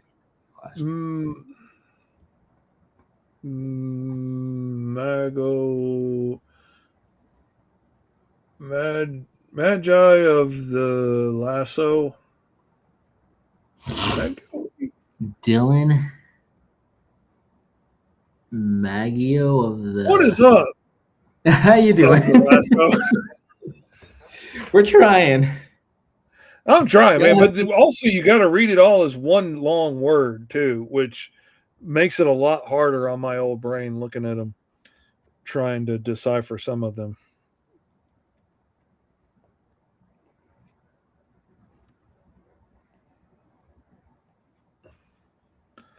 Like that, I purely because of my own trouble reading it is why I like capitalize the first word when I use hashtags and stuff.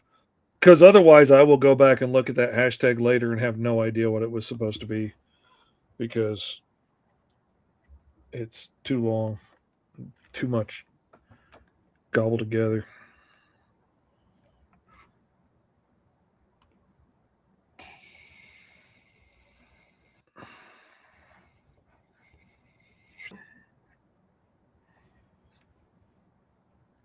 I don't know why I like always That giving and these. I are stupid. There we are. But that's okay because I are pretty too. My mom always said I are pretty stupid.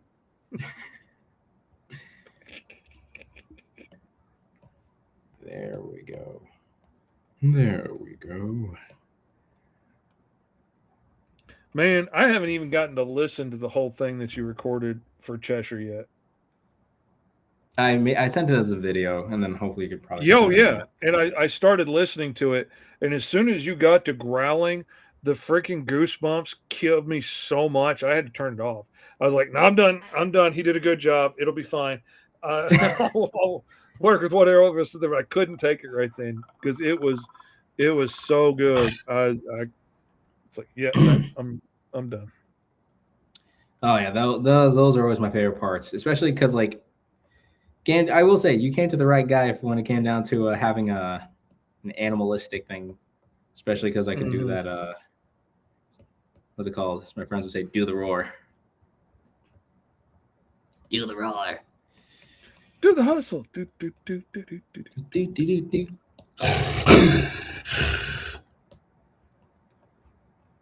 Yeah, I can't do that.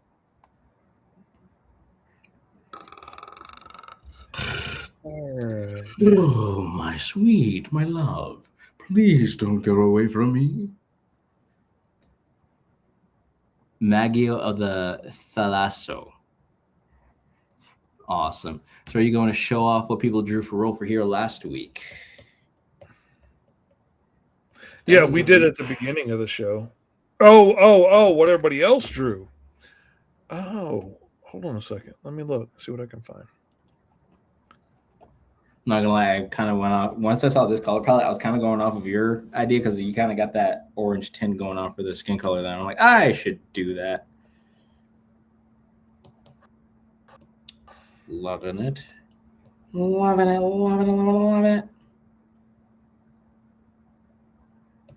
Man, this app has really been saving me a lot in terms of actually designing character concepts. Ooh, the white parts on this actually pop off, and it is glorious. Maybe what happens if I invert it? You know what? Maybe I do like that aqua green kind of color because I feel like that would kind of works a little well with it. I'm digging it. We're here for it. Not bad.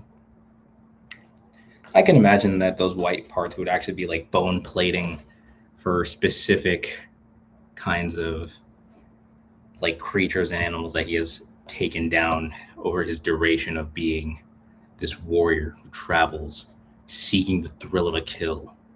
Maybe, and I actually kind of like that. How, like, again, what I love about it is that we took this character concept, we just made two complete different renditions. So we have, a warrior who is seeking the thrill of a kill, and then we have one who's trying to be like a god. One is seeking the adventure of becoming, the lord, the leader of the new empire of the galactic cosmos.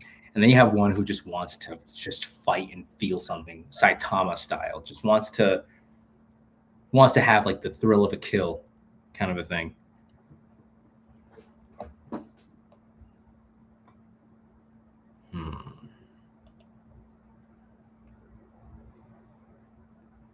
I feel like this dude would actually be some kind of action figure. I feel like this guy would be like a He-Man action figure or something like that. That's what I like about it. There we go. There is Ben in art. I'm guessing that's Benjamin. His role for hero character, Waylon Stewart. He's a young man who was a failed experiment created by the same scientist who created Melissa Ross. Waylon's powers of invulnerability, techromancy, armor mastery, matter transformation, and energy projection is activated by a sacred oath, but Waylon can transform the matter of the energy projections into different items, but his sacred oath only works at night. Ooh. Powers from a failed successful experiment, major powers invulnerability, transform matter, techromancy, armor mastery, minor power, energy projection, powers only work at night, sacred oath. Natasha Evans, she's a young woman who has years of training. Oh, there we go. Using a crystal granted to her great-grandfather by an ancient being. The crystal gives the Evans family the abilities of camouflage and body weapons. Natasha is now out for revenge after her older sister Molly was killed by a villain. Molly gave the crystal to Natasha after she trained with a fake crystal. The real crystal embedded itself into the palm of her hand. Natasha wanted revenge on the villain who killed her sister. All right, so training. And then we have Brielle Watson is a young woman who had her powers of invulnerability, matter transformation, and camouflage by a demon. After Brielle watched her twin sister Pearl was killed by a hero, Brielle's powers work only in the day. Her powers of matter transformation can actually create minions for herself, but mainly bug-like minions. Cool. And then Christopher Guzman. He's a young man who accidentally developed powers for himself. The powers he developed are invulnerability, hand-to-hand combat, enhanced senses, but those powers are on the time limit. The faster he uses his powers, the more Christopher gets exhausted. Christopher is also seeking a way for a cure because he just wanted to be a scientist, not a superhero. Wow. Those came out awesome. Oh my gosh. I think I have seen these. I think I was like looking on. Oh man. That is cool. You know what I think would be a really fun episode? If we ever had the ability to get to it, would be like, what if we end up drawing the way that I'm going to say this? I don't know how everyone's going to forget about it, but what if we end up finding those who partook in doing Roll for Hero, rolled up their own hero, did whatever, and we essentially draw their character that they rolled up. Mm-hmm. Or like roll to see which one of the fan art characters we do a redraw of. That would be cool. All right. All right. There's nothing else showing up in there right now. That was really cool. That was really cool, man. Good job. Fantastic stuff, guys. Can't wait to see more of them. And I believe my rendition of this character is all donezo. I tried adding the bug butt at the end of it just to see if I could make it work. So I'll see how I'll be able to work with that once I get to the actual drawing segment, like, showing off the cover art. of this character.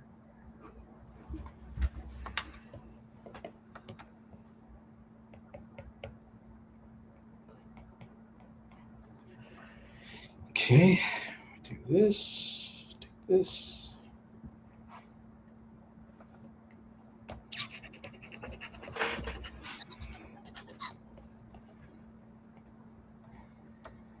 All right.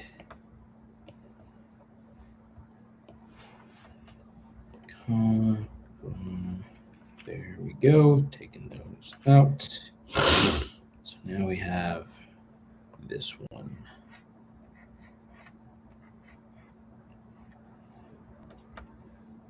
There we go. Perfect. And there he is. Khazar.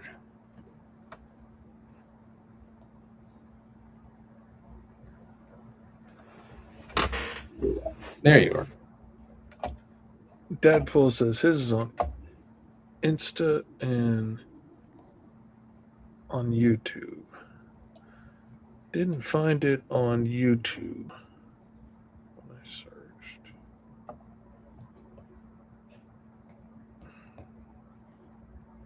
That's the thing that's frustrating to me about the search on Instagram. Is like there's still so few things for it to find with that hashtag that it's like, well, here's a couple of them and here's just a bunch of other jokes.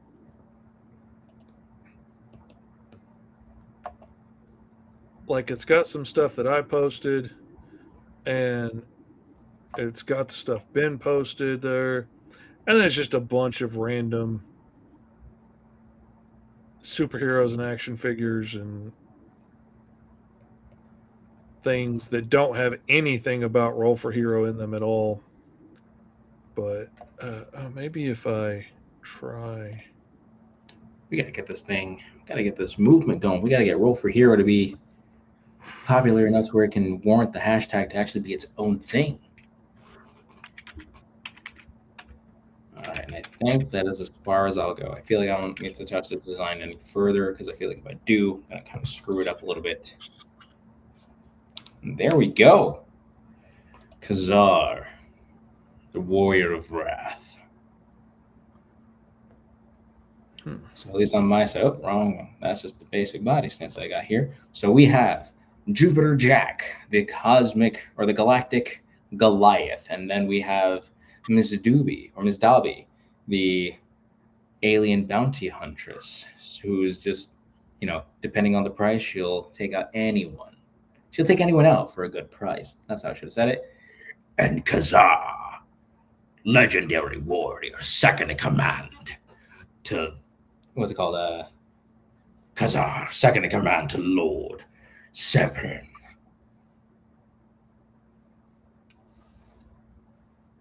Let me see here. I'm gonna see if I can try, because I don't get many tagged. Let me see mentions probably. All right, I want to see that post. Let me look back at YouTube and see. Because usually I can find the ones Dadpool tags me in on YouTube, but didn't see any this time. Let me look back at my notifications again.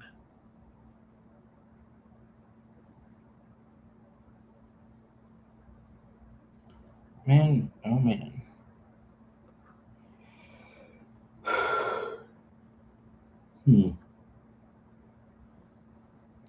Can't seem to find it for some apparent reason.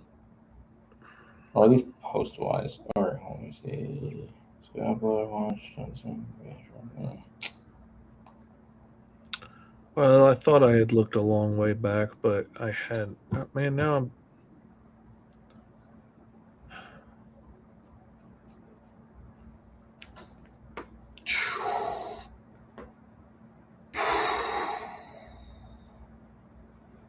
There we go.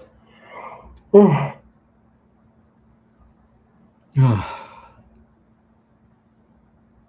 Yeah, but other than that, this is my character, Khazar. Yeah. What do y'all think about this one? If you could message me a link to it Deadpool, I would appreciate it because I'm back 13 days ago in my notifications, and I can't find a notification for it to track it down. So yeah, let me see your finished one again. The whole thing. Oh, I just heard it. Hold on. There we go. Oh, cool. I love that color scheme. And that came out really nice. That came out looking really cool. He looks really terrifying, honestly.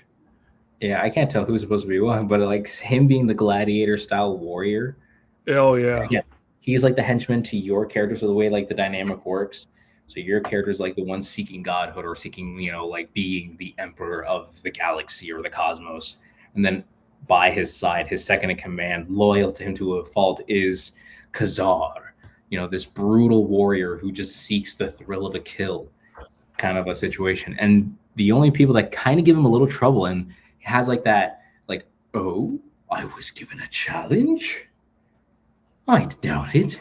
Is Jupiter Jack, Meteor Mandy. You have the galactic Goliath and the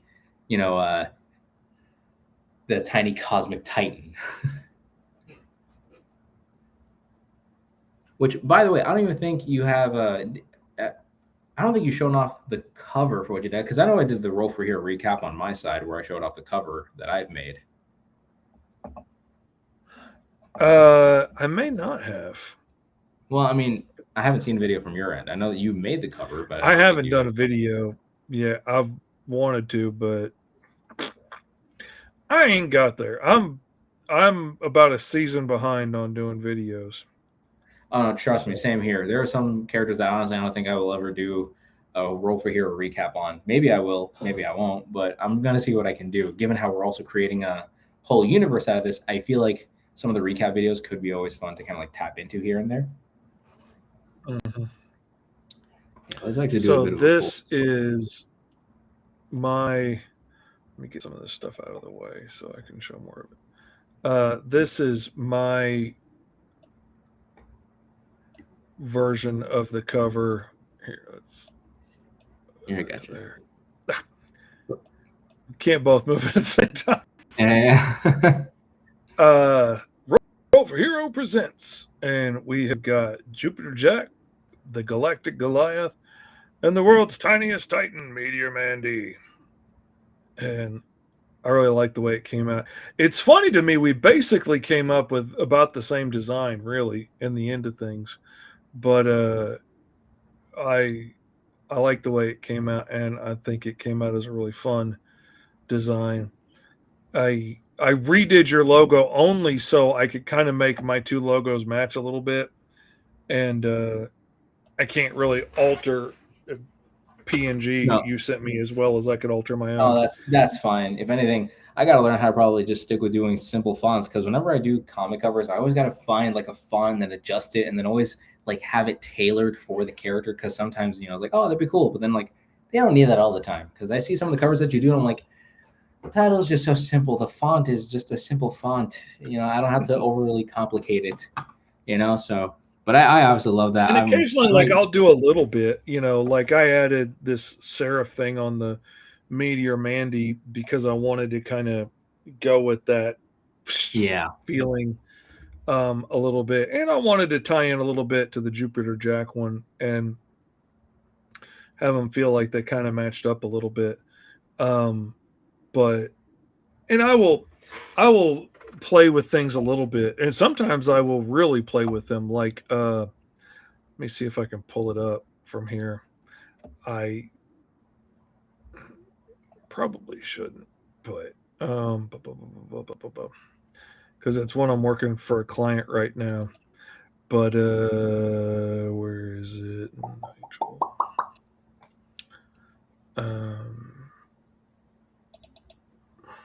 we got going on here?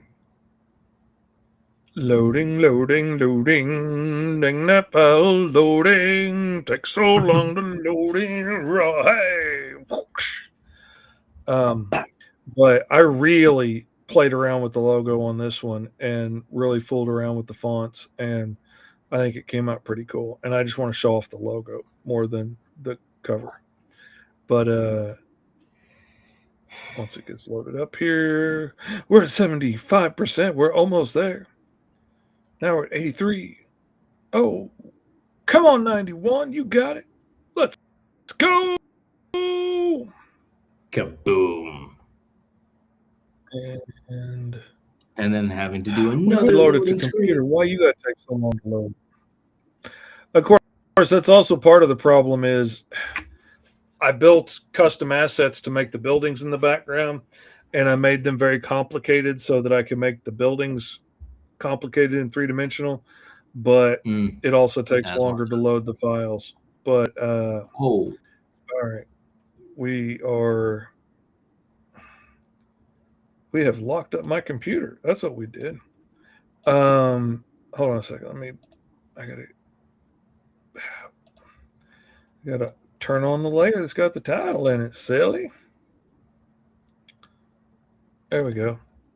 So yeah, that one's really I really cool. played with the title on that one and really moved things around and cut letters out and stretch things and move things around. But I thought it came out pretty cool for this one, especially considering the kid in his first costume is like spray painting his logo on his shirt. I wanted to get that almost a little bit like graffiti, not super hard to read graffiti, but that overlapping letter type style and stuff I wanted to get. So I thought that came out pretty cool. That's awesome. That's actually a really cool title. Yeah. Yeah, it's cool. It's going to be a really cool book. I'm not going to save. But, I'm not going to say much, but yeah, we got Jupiter Jack and Meteor Mandy over here. Just the Galactic Goliath and the Tiniest Titan versus... And now they've got a villain to fight against that's empowered them just to try and sharpen his own blade. I'm really digging that idea. I'm really liking that idea as a whole. I think that's awesome. I'm really proud of that. He may need some tweaks. I think he needs, I don't know, maybe he needs a regal cape or something, but I really want him to have that powerful, I think I'm better than everybody else feel. That wasn't what I was going for originally. Originally, I was thinking little bitty, big-headed, bug-eyed scientist, but now I really, after we had to roll up all this crazy crap, all these crazy alien things to really take it out of my comfort zone into some place that I wouldn't have taken him, because I would have gone just pure, tiny mad scientist was kind of what I was thinking. But this is so far different than that. And I wouldn't have been challenged like this if it hadn't have been for the dice and Roll for Heroes. So I appreciate that. It pushed me out of my comfort zone to do something that I wouldn't have done otherwise. So for sure. And that's kind of the whole point of the show, is that we're trying to break the comfort zone. But I just also realized too, you could make that bug-eyed, character as the weakling little scientist that happens to be under his rule. Maybe he ends up finding some scientist and you're the one with a brilliant mind. I need it for my new empire, for the new galaxy. I have an idea for a story I want to do, but it would have to be a graphic novel. But I have an idea for a story that I think would be really funny about a bad guy that wants to take over the world, but every time he takes someplace over, he ends up making it better. And not intentionally, he wants to be the biggest, baddest, scariest dude in the world. And he's stronger than everybody and he beats everybody. It's sort of like a Lobo. He's going in to cause chaos, but also he doesn't want the tedium of running civilizations after he rules a country. So he brings all the smartest people in and, all the best scientists and stuff from that country. and then puts them all in charge under the threat of death if he comes back and find out that they've taken any bribes or any corruption. He's got like zero tolerance for them accepting bribes and stuff from the people, because if they're accepting bribes and they're building up their own riches, then they're not working for him, they're working for themselves, and he can't have that. So he ends up building these like utopias everywhere he goes that he can just leave behind, and the country runs so much better, and everybody has universal health care, and everything is being run well, and diseases are going down, and the homeless are being housed and stuff, because everywhere he goes, like, he can't be bothered to do it himself, so he puts the smartest people in charge. And here's your title. Here's the title for it: The Invader Made Savior. And I just love the thought of this dude who's like, eventually, like, you know, he's taking over all these countries and stuff, but then he's still like just hanging out in a bar drinking. And like when somebody's like, you know, I'm going to be the greatest villain ever seen, like he will flat get into a bar fight right here and now. I'm the greatest villain. And they're like, dude, you're a freaking hero. I will kill you for that. You know, but like he's just like, he's convinced he's going to be the most terrible, but he just accidentally keeps doing good everywhere he goes. And I love that idea of somebody who can't win for losing. Like, you know, he's trying so hard, but he just keeps accidentally doing good. And I think that would be really, really funny. Totally ruins his reputation by winning, you know? Now, how would you design, like if you were to create the cover for Jupiter Jack in this situation, how would you try to incorporate your character? Like I can see my character being in like an arena, like being in a gladiator style arena. Oh yeah. You know, holding him down, being like, you think you're the only one that could change to this, like, you know, something like that. It's like, you think you can beat me, you know, Khazar, the, you know, the cosmic, you know, what's it called? The cosmic what? The cosmic knife. The cosmic knife.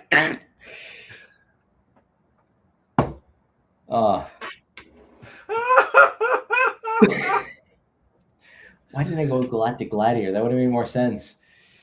But yeah, I mean, I can really see them in an arena, and like he's got Meteor Mandy by the shirt, you know, like about to choke the life out of her, and Jupiter Jack's on the ground, you know, bloody, and it looks like, you know, he's going to be victorious. That would be a really epic shot, like a really cool cover. I'm thinking more like almost like a Star Wars homage for mine, where like maybe he's like a big head in the background or something, but like have it in that moment where he's transferring power and like, you know, and they're getting these powers. Like that's the moment I think I would want to capture for my dude. But yeah, dude, there'll be some epic covers. And epic potential storytelling here. I mean, I'm loving this dude as it is. Like the way that I'm kind of seeing it is like it's a whole galactic like gladiator arena, if you will, with all different aliens in the sidebar. And then on top of that, you see your character kind of like putting the thumbs down, wanting him to have my character be, you know, destroyed and whatnot. And like Meteor Mandy's over there trying her best. It's like, if I don't get there in time, like he's gonna be turned into rubble or something like that. And you see him being held, you know, by his collar, and he's just like, you can't grow out of this situation here. Or he's like, this situation is too big even for you, Galactic Goliath, or something like that. I feel like that would be something really impressive, just trying to see that, like, the feat of strength that is there. In this arena, I'm locked in here with you. You're locked. It's like, I'm locked in here with you. You're locked in here with me. Yeah, that'd be... It's like, you're not locked. I'm not locked in here with you. You're locked in here with me. Khazar, the Galactic Gladiator. I can see this being a very brutal, very bloody battle. Of course, being like the champion of, you know, Lord Severn. I don't know if you want to stick with that name. I just think the name kind of fits, though. Got Khazar the Gladiator, Severn. Yeah, I don't know. Nothing's really jumped out at me yet that's like, you know, there it is. I'm open to suggestions if the chat has any more ideas. And then also, I like the idea that he would try to start the Dark Matter Coalition. So that would actually be very interesting. So like I think it would be interesting instead of like that belt having like the little beads looking like it looks like a sun, but I think it would be interesting if they were more like black pearls and whatnot, representing black holes as like for the dark matter aspect of things. Oh, And that's a play cool with idea. See, originally I was thinking about making them all like different colored gems and like have that be how he controls some of his powers. Like, touch this one and he does this, or touch this one and it augments this. But then I was like, then it's supposed to come from years of training and not his suit. So I don't know. But But he I is, like the and also they are weak to an item. So we need to know what that item is that they are weakened by, because that is also the same weakness that is applied to Jupiter Jack and Meteor Mandy. Oh yeah. See, I got all excited about the idea and I forgot about that part.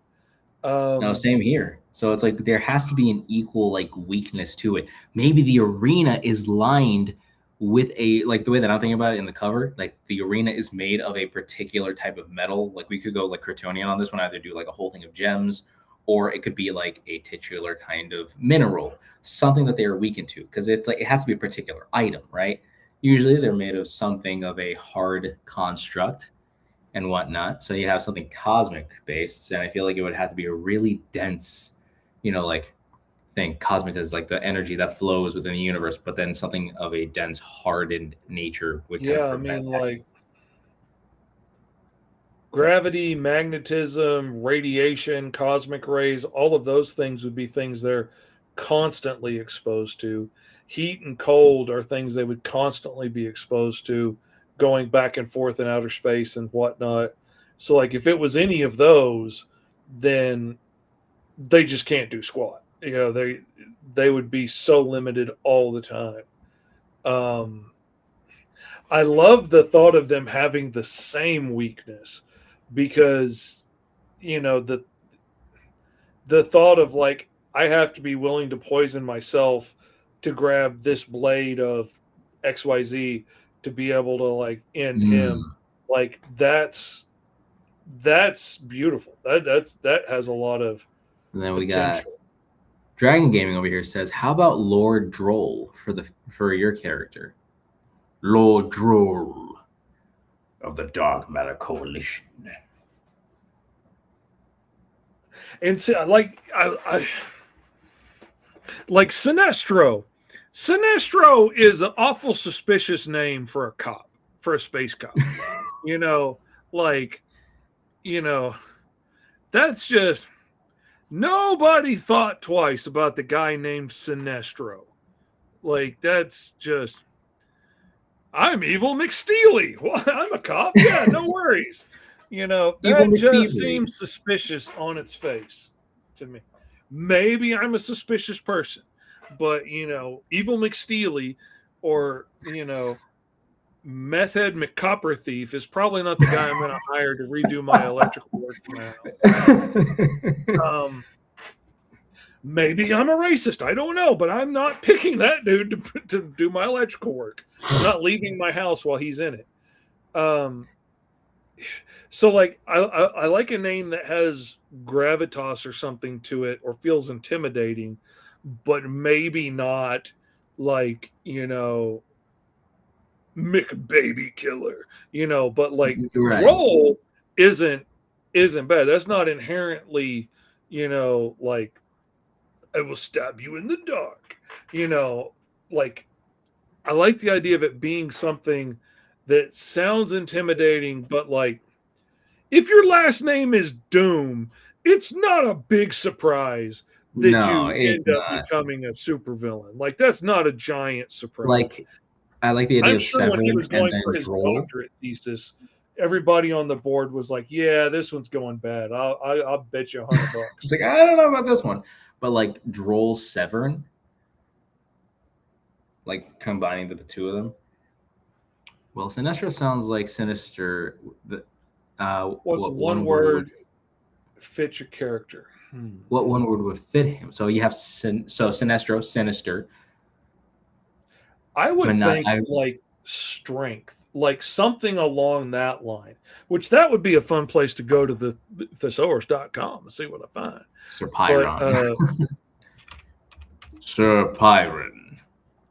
To That's like see what superior. synonyms, would go with strength.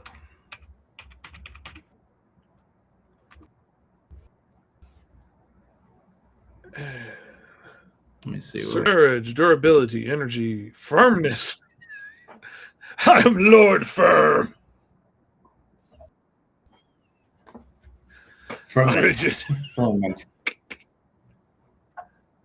I'm King T. I'm Lord Vigor. Ooh, Vigor.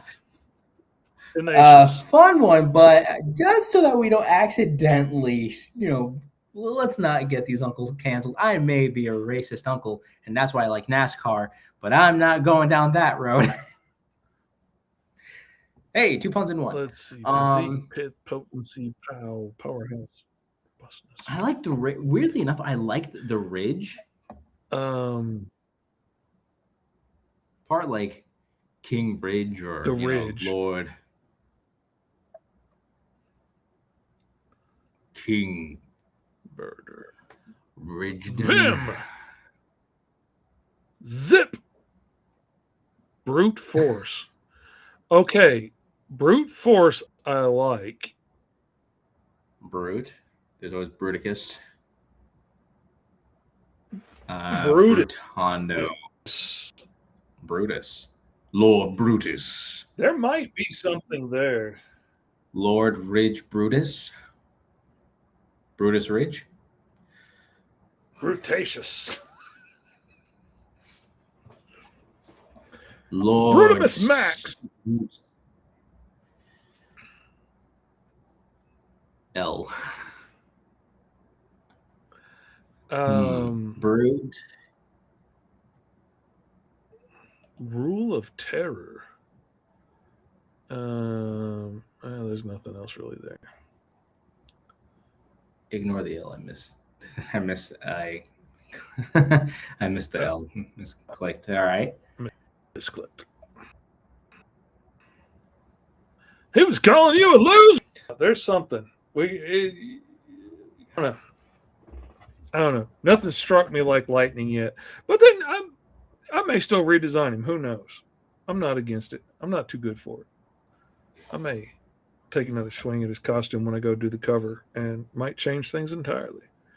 But I love the idea of him like being almost irritated in a fight and unbothered and like, how boring is this? How pedestrian? This is, I could see this attack coming a mile away, just like completely unimpressed.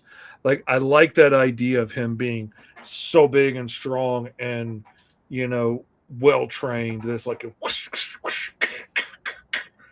There's no challenge in this fight. Lord Maximal. There's nothing for me to be learned. This isn't going to hone my skills. There's a Dragon game that said Lord Maximal.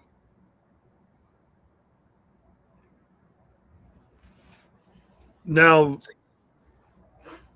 Lord Maximus isn't bad. That something in the Max like intones that wanting to get to the ultimate, which is his goal. Like he wants to become the ultimate, strongest warrior there is. And that definitely hits in the vibe of that. Okay, that I'm liking that. I'm liking Lord Maximal. It's like Lord Maximal. And maybe, maybe he would take on a different name after, turning heel like Anakin became Vader. I don't know. Maybe he would take on a different name. Maybe he was known as Ridge Severn, the Cosmic Cadet, right? But then now he's severing his name away from, from Ridge, because Ridge sounds like a rookie cop kind of a situation. And I can imagine in his situation, he was like, that he was probably once that doty cosmic cadet that nobody really took serious or whatever. And then when he got sick and tired of it, realizing that they treat him like the butt of a joke, maybe in his situation, he's just like, they think little of me. I'll show them that I'm going to be more grander than this. I will be more like to the max. I will be, man, like I'm thinking of something here, because I can see the more fish element of this character, but it's like Lord Sparkle. We can also dive into the insect here. Lord. If he was to be based off of an insect, if you wanted the more insect route, what kind of insect would you have done? My first thought was like praying mantis, because like they're very deadly and calculating and whatnot. Which, if we hadn't have gotten like the humanoid arms, I probably would have stretched a little bit more in that direction. But when we got more humanoid limbs, I wanted to keep some aspects of it, which is why I added like the ridges of his exoskeleton into his suit sticking out a little bit. And added more plates to his armor to kind of mimic the segments of his body underneath his clothes. But yeah, I would have gone a little more praying mantis probably with him, and done the bigger eyes and stuff and had them right on the side.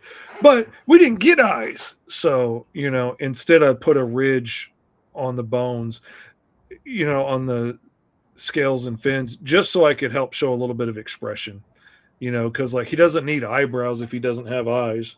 But I figured having a ridge in that plate that comes over his head would be cool, kind of like the xenomorphs, Right. Sort of having a ridge there would give me something that I could help show a little bit of expression on his face, besides just having a mouth that's half covered by fin stash. And but I love the fin stash. The fin stash does work. It does bring like evil dictator vibes, if you will.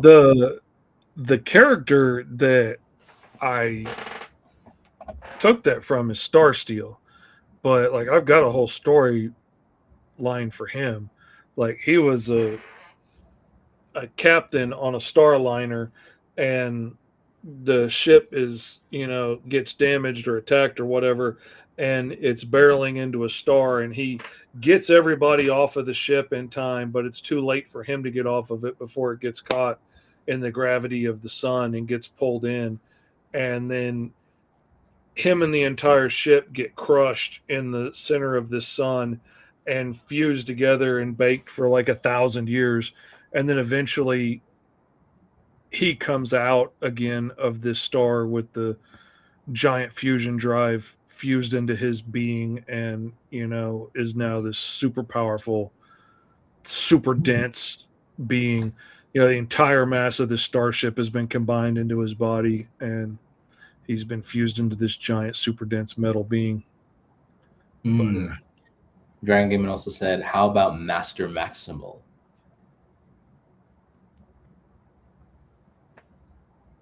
It's not bad. It's not bad. Not bad at all. And I wonder if there's some way to incorporate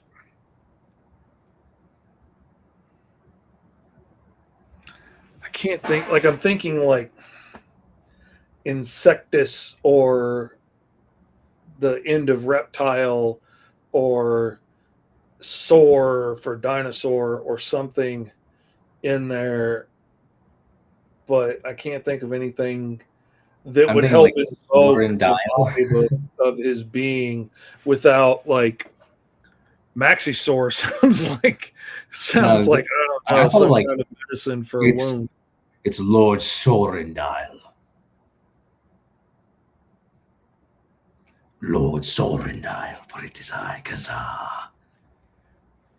here to beckon. It's like here to answer your beck and call. Sorendile. Like Sor for Now, dinosaur. Soren as a first name wouldn't be bad. Anything you want to incorporate in the name? Anything specific?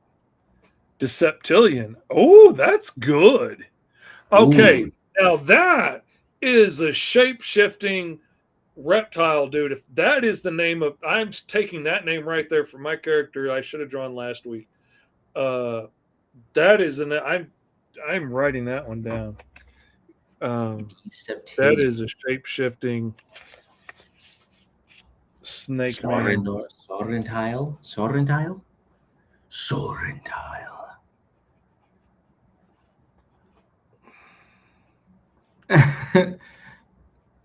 Sir Ectile. Surrectile. I am Sir Ectile.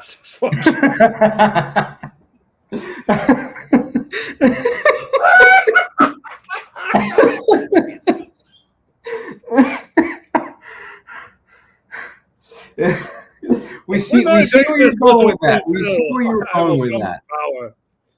If I remain in power for more than 4 hours, call a physician. I want to write that. Oh, that is hysterical. Oh, I love that.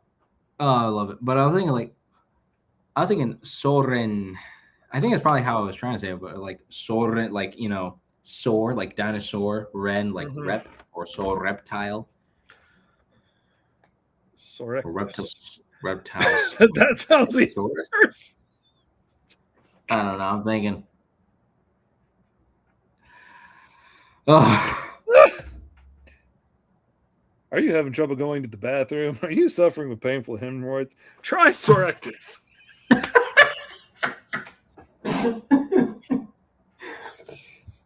Side effects may include bleeding from the nostrils, hearing of loss, blindness, and of course, crippling anxiety. Call your doctor if you can take Surrectiles now. Dadpool sent his new one on Insta. Dadpool, which account are you tagging? Let me ask you that. Is it the Mr. Fish Comics that has the pink background and Alice's head on it? Or is it the one with Virgil's head on it? Because the one with Virgil's head is my old account that got hacked that I can't get back into or shut down.